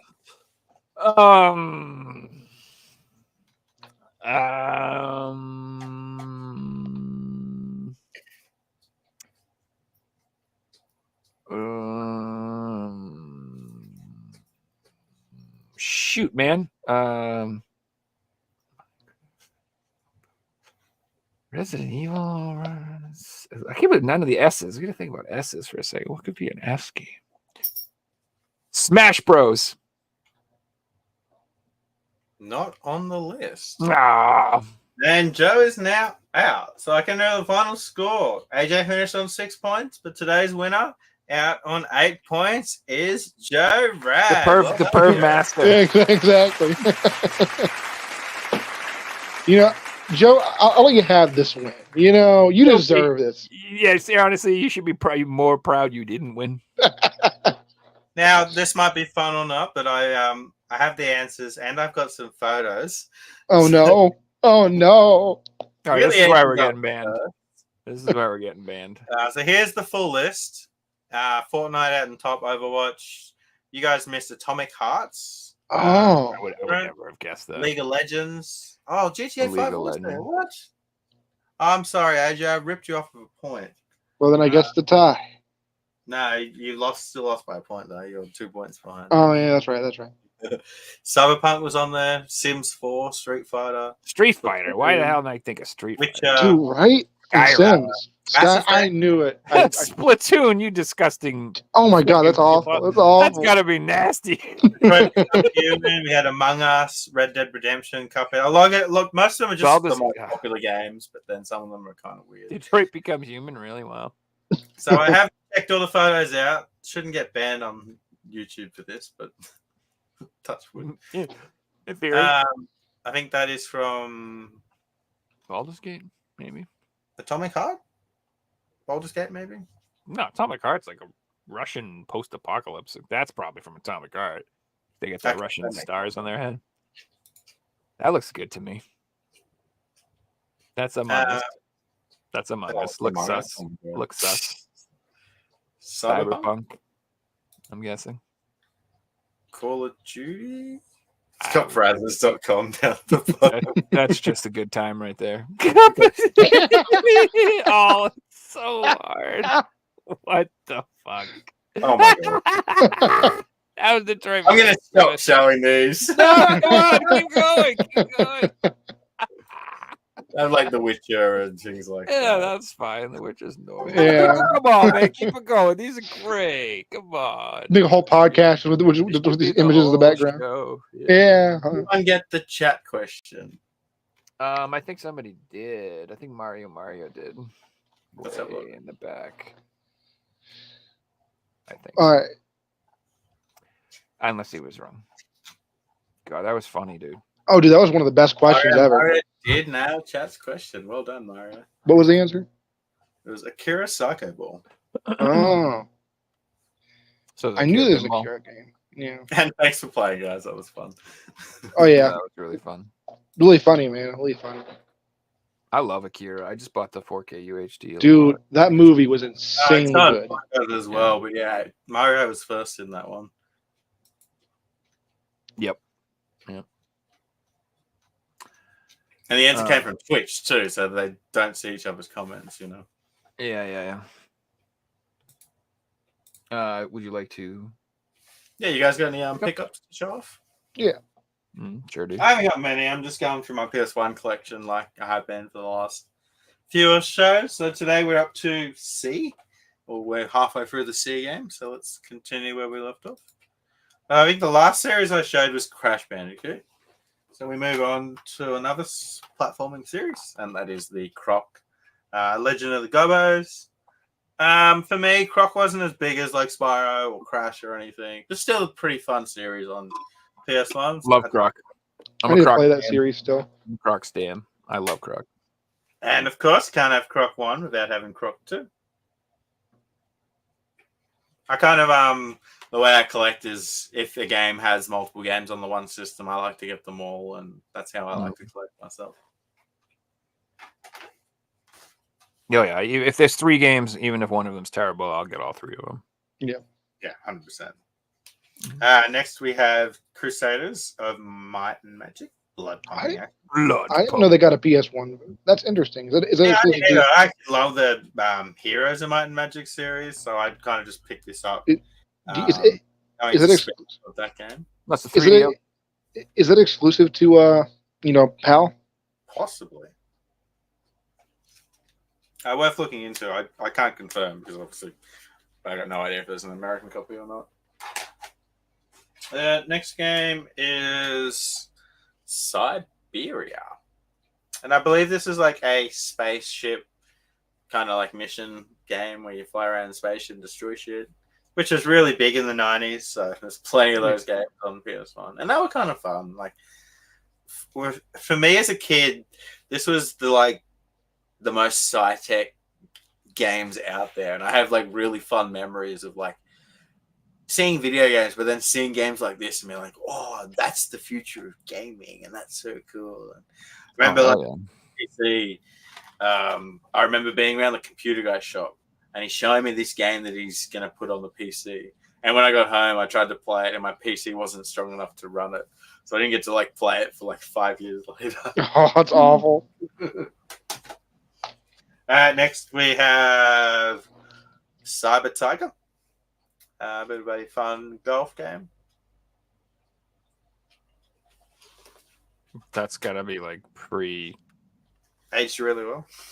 Well, though, I mean, that's before he actually got Tiger Woods Golf with EA. It must be like Yeah. That would have been like 1999, 2000. He was still like world champion and stuff. Which are the only sports games I do collect. So you know, I freaking love golf games. Love golf games too. They are fun. I have every Tiger game from PS1 to PS3. Nice. And they didn't come out on PS4. There was only Rory. I prefer Everybody's Golf to Tiger Woods. Nope. I mean, I like Everybody's Golf, but Tiger Woods Golf is the balls, dude. You know, especially Joe, on PS3. God, that begs the question, though, Joe. Do you have the very rare variant of one of the Tiger Woods games that has the South Park, short on it? I'm not doing no rare variants. Do you know about that? Do you know about that story? No. The one where the developer like hit it in there and it didn't get Yeah. But basically when South Park was like before a show, but it was in the early development phases. Someone at EA got one of the shorts and actually put it on the disc for one of the early Tiger Woods games. That's pretty sick. Next one is a horror game. Don't have many horror games in my PS1 collection, mainly because I'd never owned any as a kid because I was the little kid on the PS1, and they're all like $200-$300 games. So I'm not just gonna like buy a couple $100 game that I'm not nostalgic for or anything. But I did pick this one up cheap, and it is D. Nice. And it's one of the few games that has this big double pack, which is pretty cool. And I'm pretty sure it's a dual disc game. Yeah, it should be. Yeah, one disc there. That's a free disc. That's pretty cool. Interesting. I think the Saturn version of that game is like 2 disc. I have the Saturn copies on the PS1 version. I couldn't tell you much about it. I've never played it before, but I know it's getting up there in price. So I'm glad I picked this one up when I did. I think I got it for like $40 or something back in the day. Yeah, that's all I got today. We will move on with some more D games in the next episode. You want to go next, Joe, or? Sure. Yeah, I'll go next. So I got a lot of stuff actually. First thing I picked up is Fire Emblem Conquest on the 3DS. Nice. Sealed copy. I had that in the collector's edition, but I sold it because it was like $800 collector edition. And I'm like, it's not worth that. Yeah, I'm not going after the collector's edition, but I did want to have all of the Fire Emblems on the 3DS, and I thought I did, but apparently I didn't have this one, so it's the last one I needed to complete the little Fire Emblem set here. Have you got the one from the collector's edition as well? These are the ones I have. So if I'm missing anything, you let me know. So the way it was sold, you could only get that game in the collector's edition. That's why. So then I don't have it. Yeah. Yeah. No. Yeah, when I was selling it, people were messaging me privately, like offering me ridiculous amounts just for the game. And I'm like, well, I don't want the box and the collector's edition because that's the reason I'm selling it. I'd rather just keep the game myself. Yeah, for real. So yeah, I'm fine with that. I don't need no crazy. I like Fire Emblem, but I'm not that into it. Those games actually piss me off because they have the permadeath, and that's tough psychologically to deal with. That's what's kept me from getting into the series. You can. I literally would just like reset the fight every time I freaking lost somebody. Like I would not let people die. I'd try to beat the whole game without anybody dying, but after a while it just gets frustrating and it's not worth the effort. So, but anyway, I like those games. I was a huge Shining Force fan when that came out on the Genesis. I freaking loved that game to death. So Fire Emblem was kind of like the next best thing for me. This is Triggerheart Excelica. Nice. Sorry, this was like a PS2 and Dreamcast shmup. Got released in Japan. I don't think it got a Western release. I could be wrong. Maybe it got a Dreamcast release in the West. I'm not sure, but I know it got released in Japan. So this is the Japanese copy. If you want an English copy, VG Plus has them for sale right now. Video Games Plus.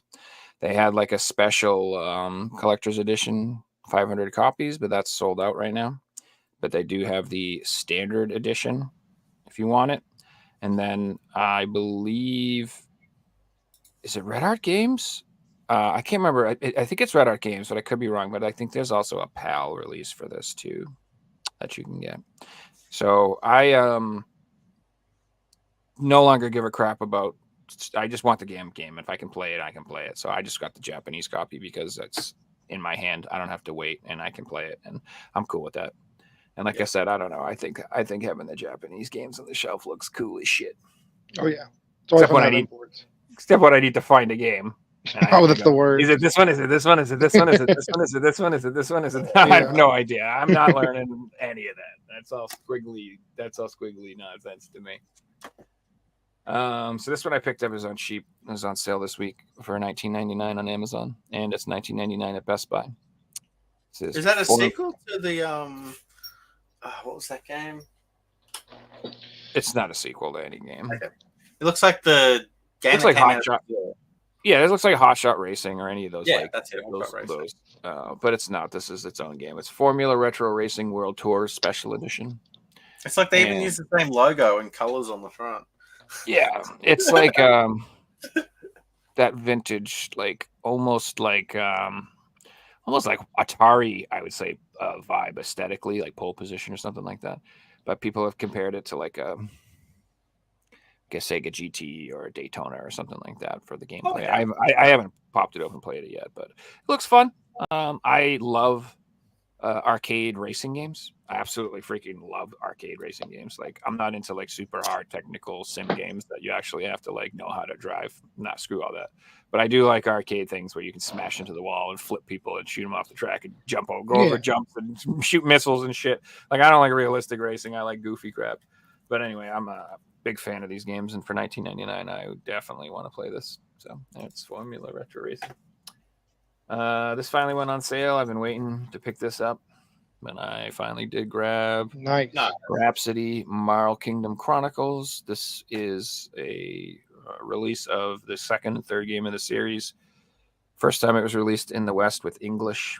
It's also available on the Switch. You know what kills me is there's no PS4 port of the first game.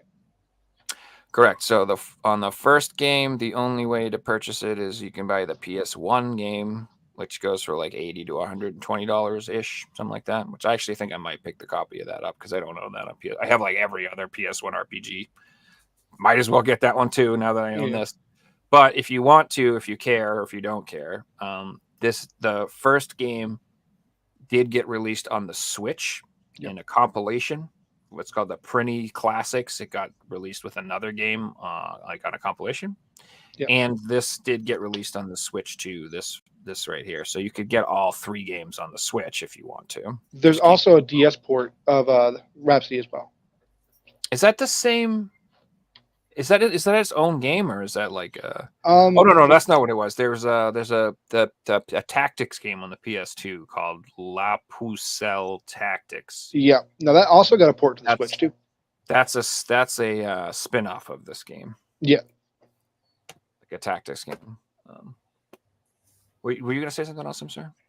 Oh no, I was saying that there's also a DS port of the first Rhapsody. Yeah. Yeah. I've never played that, but dude, the DS got some badass RPGs, dude.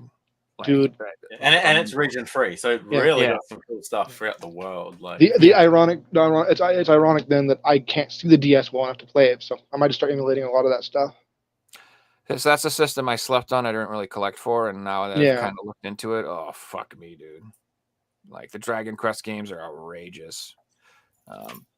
But a lot of games got like a release on the DS that like only got released on the DS. So there'll be like a lot of like games that they'll have a game in the series you'd never heard of, and that's because it was on the, like Valkyrie Profile has a game on the DS. That I don't Nino know. Cooney has a game on the DNS. Correct, exactly. That's what I mean. There's a lot of installments and franchises that I don't think a lot of people are aware of.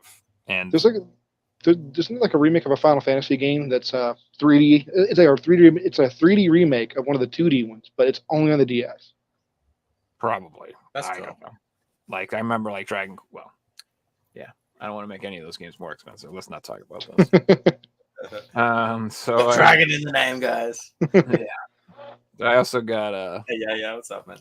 Smurfs 2, The Prisoner of the Green Stone. Sounds fun. Yeah, that's the sequel to Fun. the other Smurf, like the Vileaf game or whatever. Yeah. They're fun. They're like little 3D action platformer games. Oh, really? They really did it. Oh, well then. Yeah, they're cute. They got good graphics. They look like fun. And I thought it was one of those. I thought it was one of the Kong kind of situations. No, it's like a 3D action, like collectathon type thing. Oh, that's cool. It looks dope. I'm glad to pick it up. So I have the Smurfs Vileaf, I have the Smurfs 2, and I have the Smurf Kart Racings, and I have the Smurf Trifecta. Nice. Apologies on accidentally dissing. I wasn't trying to. My apologies there, man. No, you're good, man. And then God, I ordered this from PlayAsia. It took them forever to send this. I don't know why, but I finally got my Infinity Strash Dragon Quest. Dude, that's awesome. Oh, it's Dragon Quest. Yes, this is the exact. Speaking of Dragon Quest, this is a spin-off Dragon Quest game based off of the anime Infinity Strash. I think who was talking about? I think Joel from Media Glitchers was talking about this the other day. I can't remember on this or what it is. I don't remember. Everything's a blur in my mind. This is not available in the West. You can only get it from Asia and Japan. This is the Japanese copy. It does have English. Nice. But there is also a Asian region one that has English. That's a little more expensive than this one. And I think it has like, an English spine if you want a full English spine instead of a Japanese spine. So yeah, these games are dope. It's kind of expensive though for what it is.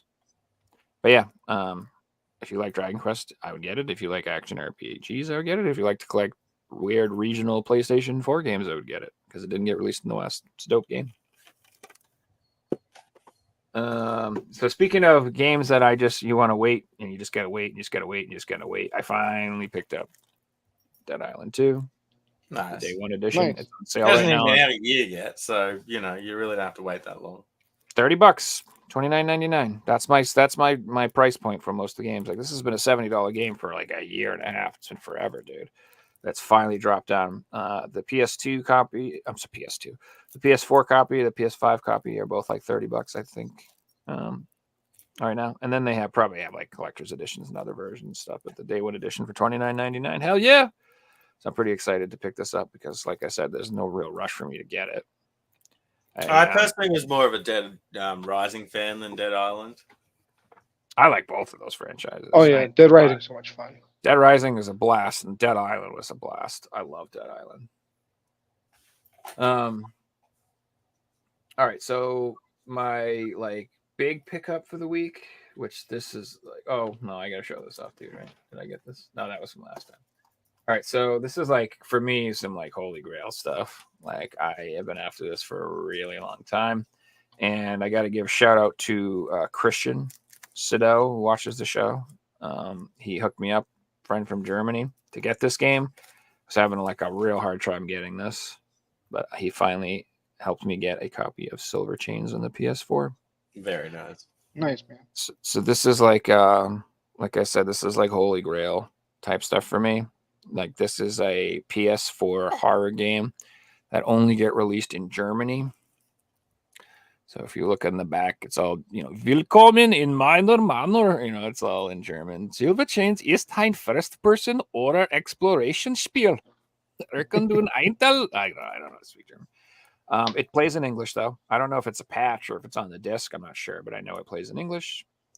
But like this game, it only get released in Germany, and it's like never for sale on eBay. There's like one copy on eBay. It's like $150. The guy's asking for it, and it's just impossible to get. If you try to look it up and buy it, there's like only sellers in Germany, and they don't sell them to Americans. They won't ship them out of Germany. It's a pain in the ass. The only way I was able to get this is Christian. I was watching the show, and I've heard me crying and whining about it because I'm trying to get this game for so long, but I'm like, I'm not paying $150. Like, I'm not doing that. There's no way, when I know it's like it's still available in stores in Germany. Like, you could still get it. You know what I mean? There's no way. If this was like a game of 20 years, sure, whatever. But I knew this was available. And so basically, like, he found a listing on Amazon Germany's Amazon site or whatever. And he let me put his address in so I could buy it and ship it to his address. And then I paid him the money and had him mail it to my house in America. So that's how hard it was for me to get this stupid game. And but I gotta say, dude, I am so grateful. Thank you so much for helping me. I can't say that enough, dude. Like, I really, this is like literally. Yeah, made with stuff before. He's really awesome, and he's awesome part of the community. And he's also got a YouTube channel, guys. I'll put the link below so you guys. It's good. It's good too. He's got like amazing like quality, like his camera quality and his editing and everything is like really good. He's also very knowledgeable. He knows a lot about subsets and stuff like that. Like, he had made a video about the Let's Sing.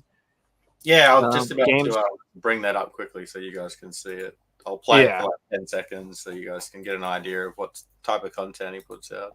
If you like this podcast, you're going to like this type of content because it's very similar. Yeah, exactly. And collectors. My name is Chris. Welcome to PlayStation. Look at that jacket. The thing is fire. Yeah, it's really cool. That jacket's fire, bro. So cool. Can you guys hear that when I played it? Yeah, we heard it. Today we will talk about the PlayStation Sync series and songs included. On the first view, it seems there's only a little difference. Yeah, so he's got. There are also included two separate microphones. He's been contacting me at information, so he's going to be doing series on different PS3 sets and other PS4 sets, and yeah, some really cool content. So be sure to drop him a sub size. He's only got 18 subs. I know there's 20 of you watching, so we can double that number right now. Yeah, and it's like, if you're really into collecting and you like the hobby, I'm always looking for people who have good information, are passionate, who are like, worth listening to, and he's definitely somebody worth listening to. You'll learn a lot. So I would definitely check out his content. And again, thank you so much. And not only did he send me one. Got some trade bait, son.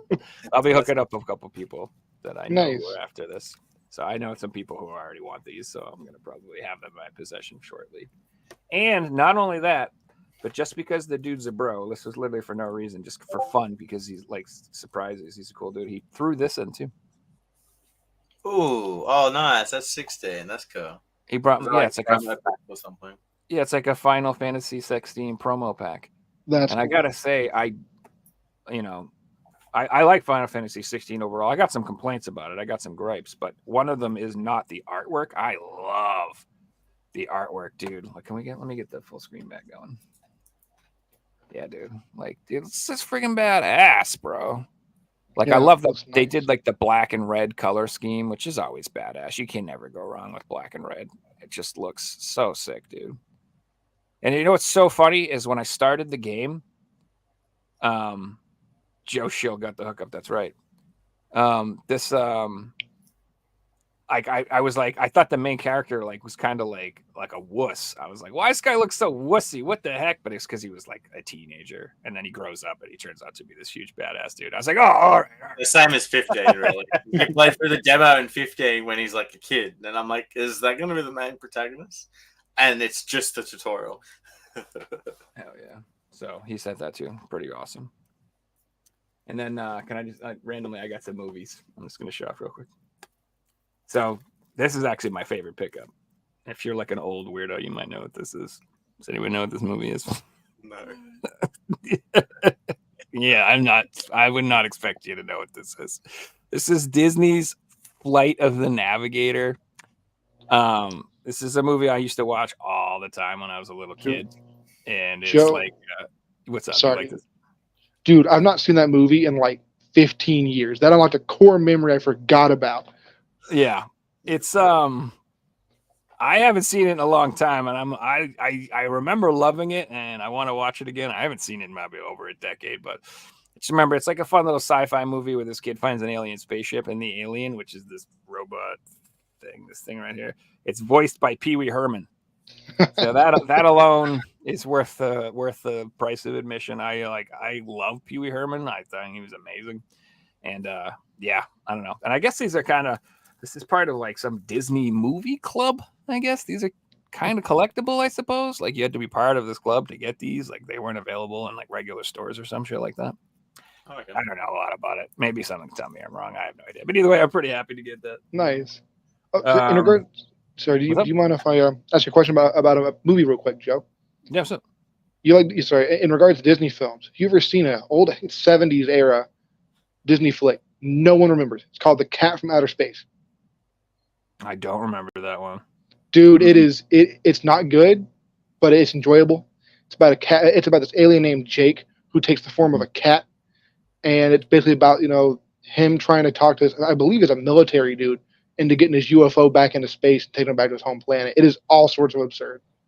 I'll check it out. I'm down with that. There's a lot of like weird Disney movies that are kind of obscure out there like that. The one that I really want is The Black Cauldron. Have you ever seen that one? No, I've not seen that one.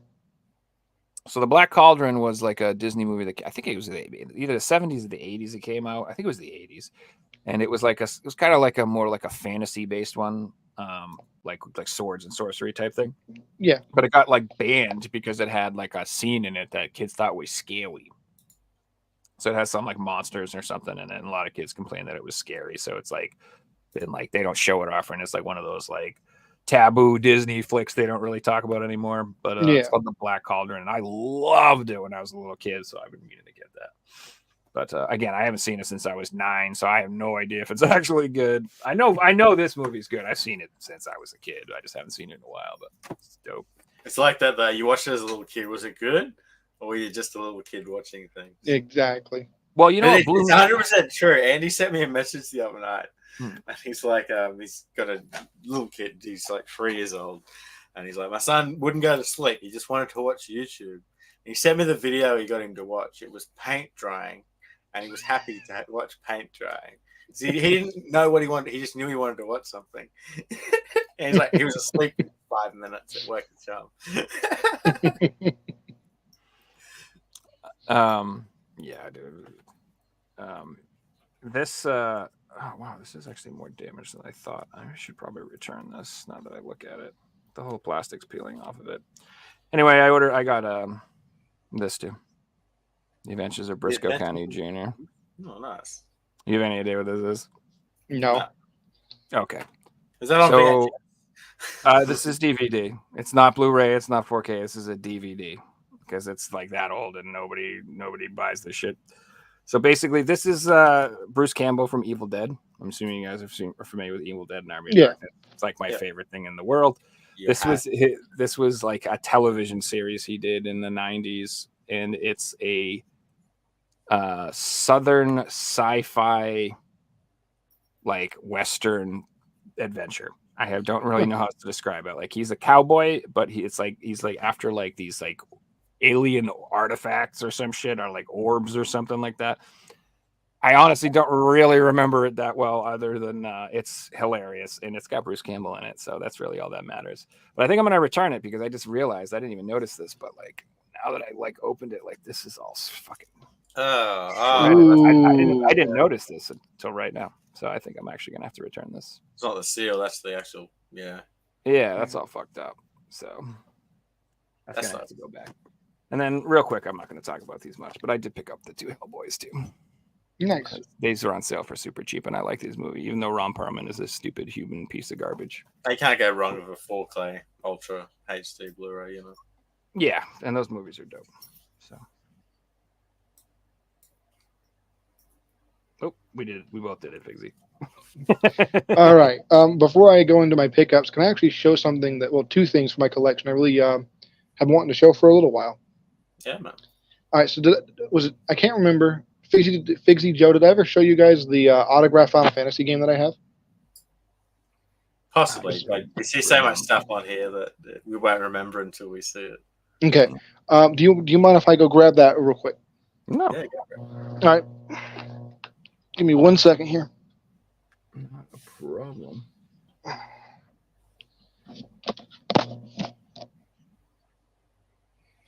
I love the Californian flag. I've been learning all my US flags, Joe. Half of God, them you are probably know blue. better than me. They all look the same. Yeah, I believe it. Yeah, I'm not good with that stuff. I'm not good at like capitals either. I'm all I right. think US is tough for capitals because the state capitals aren't like the biggest city. Like some. Yeah, of the that's the thing. like You would think tiny it would little towns. exactly. You think it would be like, this New York's the capital, but it's like not, right? Capital of New York, it's like some motherfucking place. Something. Yeah, I don't know. All right. Buffalo or Rochester or something. I don't know. I don't know. So Think I- when the I PS5 was sorry, I didn't mean to cut you off. Apologies. When the PS5 just come out, my sister she volunteered at a convention, and the dude who played Barrett from Final Fantasy VII Remake was there, and the volunteers were able to get free autographs. Like, I don't have anything I want to get signed. Do you? So I got a copy of Final Fantasy VII signed by the guy who plays Barrett. Nice, that's awesome.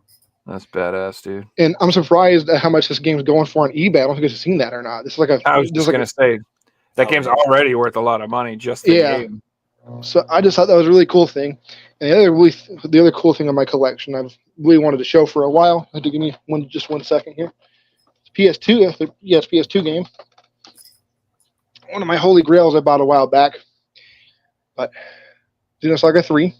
Nice. Nice, But what I find really cool about this copy is someone cared enough about this game back in the day to keep its original receipt, and they bought it like the second or third day the game came out.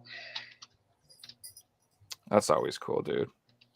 I've seen Yeah, I those just- odd prices too, where they're like $120 for a new game. It's like, oh my god, I forgot Yeah. like how expensive things used to be. I think this guy paid like $44 at GameStop from with a coupon. So, but that was super cool. Now onto the pickups. I'll show the big stuff first, and then the normal games. First, Fixie, you might like this one. Picked up the Buzz World game with the buzzers.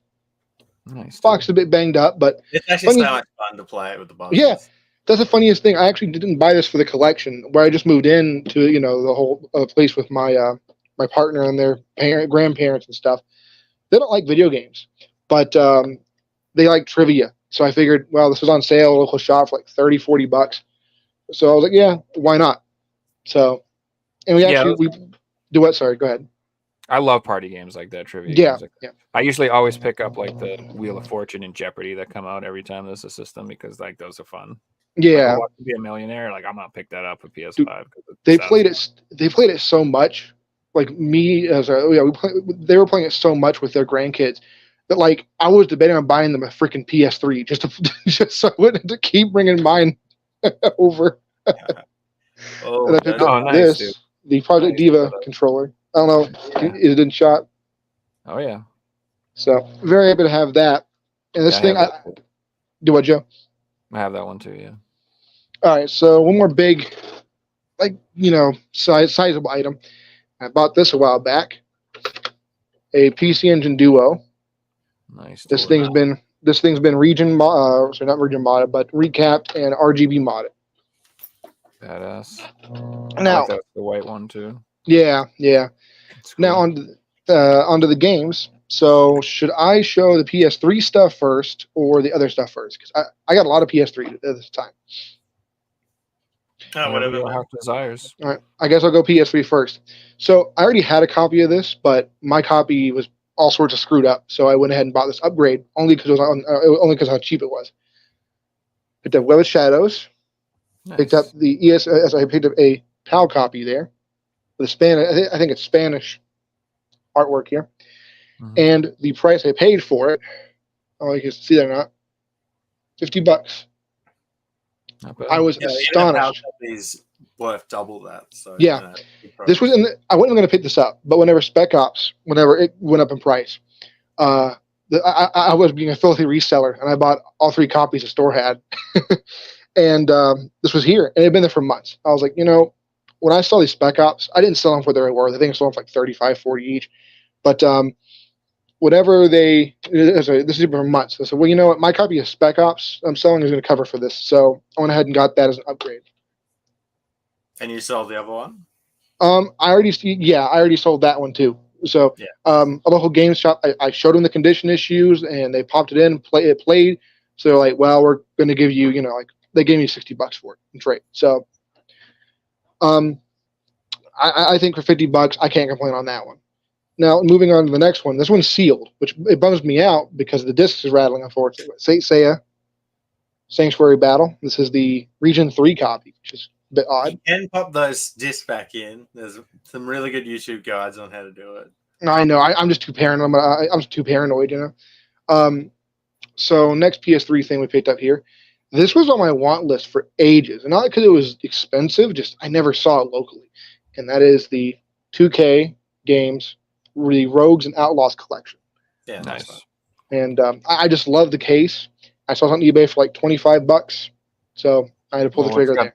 With the Spec Ops, the line on. Yeah, exactly. It's So worth it. I didn't even realize that. Yeah, you're right. It's the Spec Yeah. Ops the line on that. yeah, so then I sold my original copy. So I think I sold like 4 Spec Ops the lines this month. I don't normally resell, but sometimes if I can, I will. Yeah, I have that Picked up- game.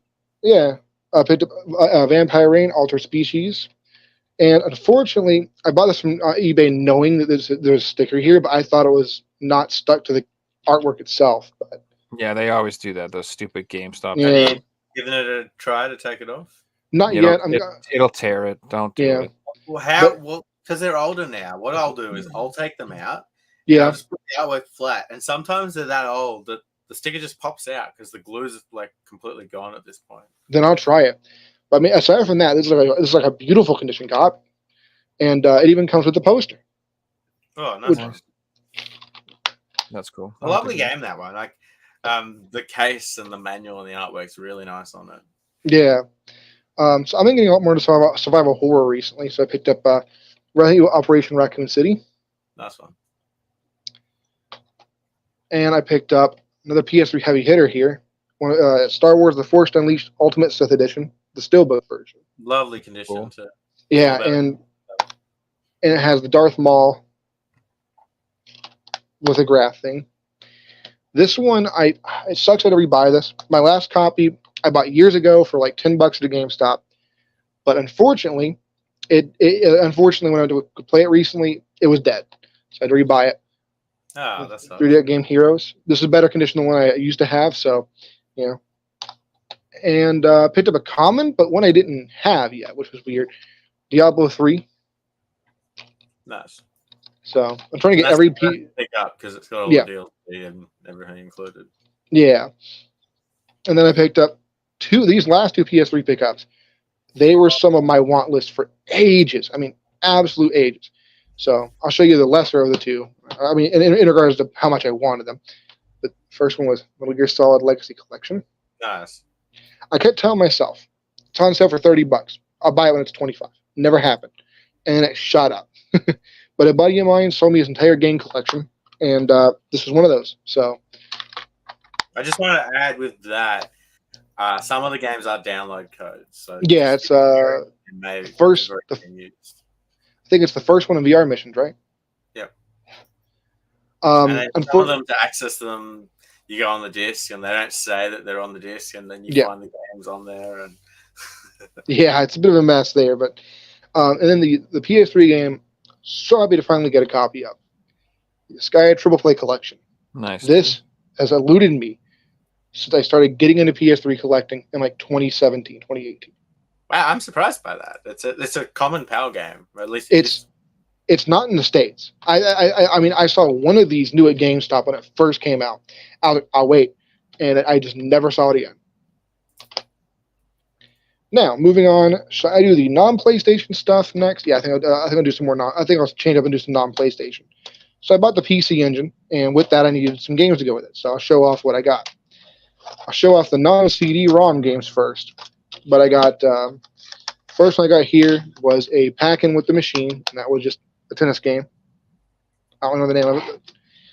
And then I got Herodias, Nice. Oh yeah, dude. and my partner bought this one in a multi-tap to play together. No, I love Bomberman. it. So much fun. Oh yeah. I used to play them back on the Game Boy. They're such good games. Oh, they are, man. They are. And then I picked up. I'll show that one last. Picked up. Got this really good deal, but the Steel, the Turbo Graphics. Nice one. This is a Working Designs tactical RPG, and this is really hard to find in any condition. I bought this for a deep discount because it was scratched to heck and back, and it didn't work. So I got a partial refund, and I think it came out to like $70 for the partial refund, spent $2 to get a refurbishment done, and it works like a charm now. So I was very happy to have that. Is you can buy a broken game and fix Yeah. it. It's like I just got a $50 discount and fixed it for free. Yeah. Yeah, I think one in this condition doesn't have a manual, unfortunately, but I'm trying to piece it together. Even one in this condition is like 120 to like 150. So next up, we've got this is a reproduction, but it's a really good one. Facit Amore, I think that's how you pronounce that. The reproduction is actually on a pressed disc, so really cool. Now, a holy grail game for me was also crossed off, and that is Fantastic Night Dreams Cotton. Nice. There's a PS4 and Switch port, but the reason I wanted this one was because the music is different, and not only is the music different, but so too is some of the graphics and gameplay. So, Can never have too many Cotton games in the collection. oh no, for sure, I love Cotton, one of my favorite series. Now on to some Vita stuff. It surprised to me that Strictly Limited haven't sold out of all their Cotton stuff. It's Yeah. crazy. I'm not surprised because the amount of people that have had bad experiences through Strictly Limited and aren't buying from them ever again is just ridiculously high at this point. Yeah, Dude, I looked the other day and they have I think it's 13 or 14 orders or something from me. They haven't. that's shipped. crazy. If you go on Yeah. their Twitter, it's just people that aren't happy.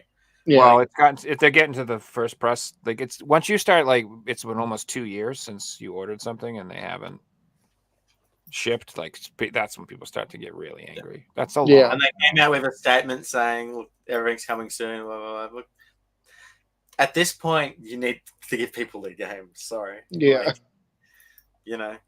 Yeah. It's their own fault. I'll be honest with you, because they published some stinkers.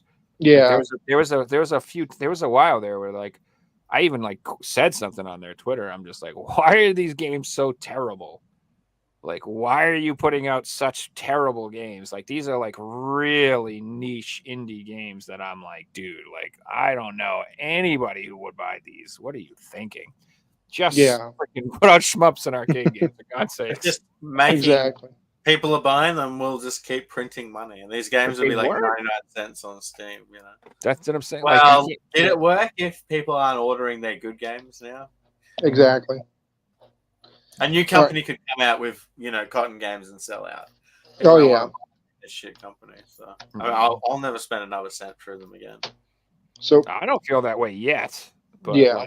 I'm not ordering any new products until I get what I'm owed. Let's put it that way. They've reached the point. That's the point I've got. Well, like No, 20, no more money until I get what I've already given them. yeah, I also picked up Oh, Revelations Persona. Nice. Ooh, God damn, Nice. that's a really nice copy too. Unfortunately, you say that, but How's there a crack on the back? no manual. Whatever, bro. Well, hello, Mr. Fancy Pants. I mean, not that it would be cheap to replace the manual, but that at least is possible. That Yeah, getting those double cases in nice shape, that's really the hard hard. part. Yeah, it is. It is, Yeah. And especially if they're official too. I think this one's official. Yeah, you Yeah. can buy it. Yeah, that one's official. But- That's really cool, man. Thank you. Also picked up another. Keep in mind, this isn't just 1 month. It's several months between where I've been Yeah. on. So but Silent Hill Origins. Nice. That's 15 And- bucks. Nice No, job. no. This was a case swap. I was hanging around to taking out the sticker yet. That's all good. I wish it was $15. So I'm going for the full Vita set. So I got some more of those. I got. I'm mainly going for the U.S. releases. That's my big thing. But I do occasionally get imports. So I grabbed the English copy of J-Star's Victory, and the rest of these are all ESRBs or limited run. So I got Soldner X2. I'm sorry if I can't pronounce that right, but there we go.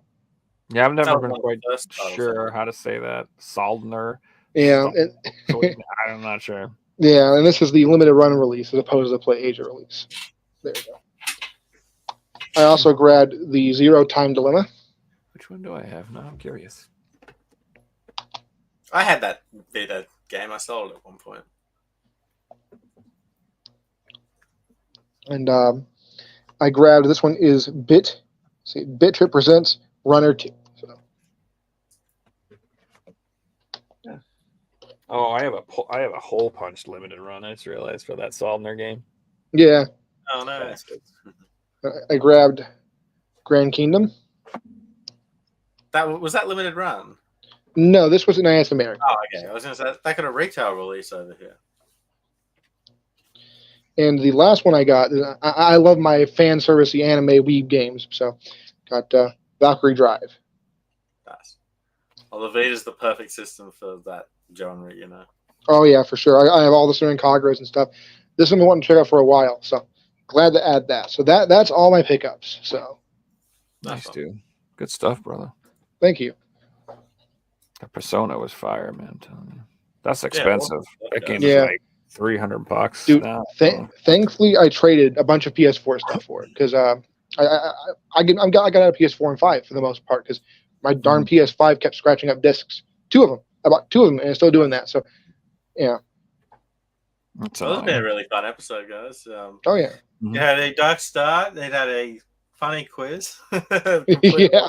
Some awesome pickups. Thanks again for coming on the show, AJ. Yeah, Thanks for it's having me. fun. And we'll definitely see you on here again in the future. Guys, we've got the next 8 shows all booked out already. So lots of really exciting guests all coming on the podcast soon. Clean will be on this Sunday, so stay tuned for Clean. And then I believe every guest after that is going to be a new guest to the podcast. So it should be really exciting. Yeah, it should be pretty awesome. Yeah, there's a lot of really cool guests coming up, so should be a fun next few month or two. And then again, if you are interested in coming on the show, you can always reach out to me or Figsy on Facebook, Instagram, Twitter, wherever you want to reach us, and we can try to book you in. It's looking like April at this point for new guests, so just keep that in mind. But yeah, we'll always, if people want to reach out, we'll always get you in at some point. We do 2 shows a week, 52 weeks a year. We're up to like 130 or something at this point, so we're going to keep the numbers rolling. It's a lot of fun. Thanks to you guys for watching. I'll send everyone on Twitch over for a raid and everyone on YouTube. Thanks for watching, and we'll see you guys in the next one. Hey, everybody.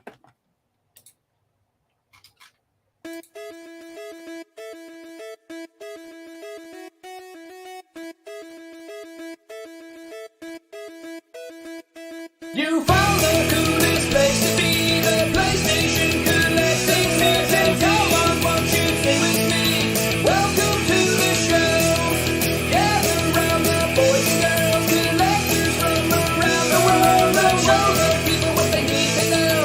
Welcome to the show. Gonna talk to guests, only got the best. Gonna put their knowledge to the test. Gonna laugh at me, gonna listen dream, gonna show you things you've never seen. Gonna sing a song to the break of dawn. Gonna rock this party all night long. So come on everybody, let me see you dance. Get yourself ready for one more chance.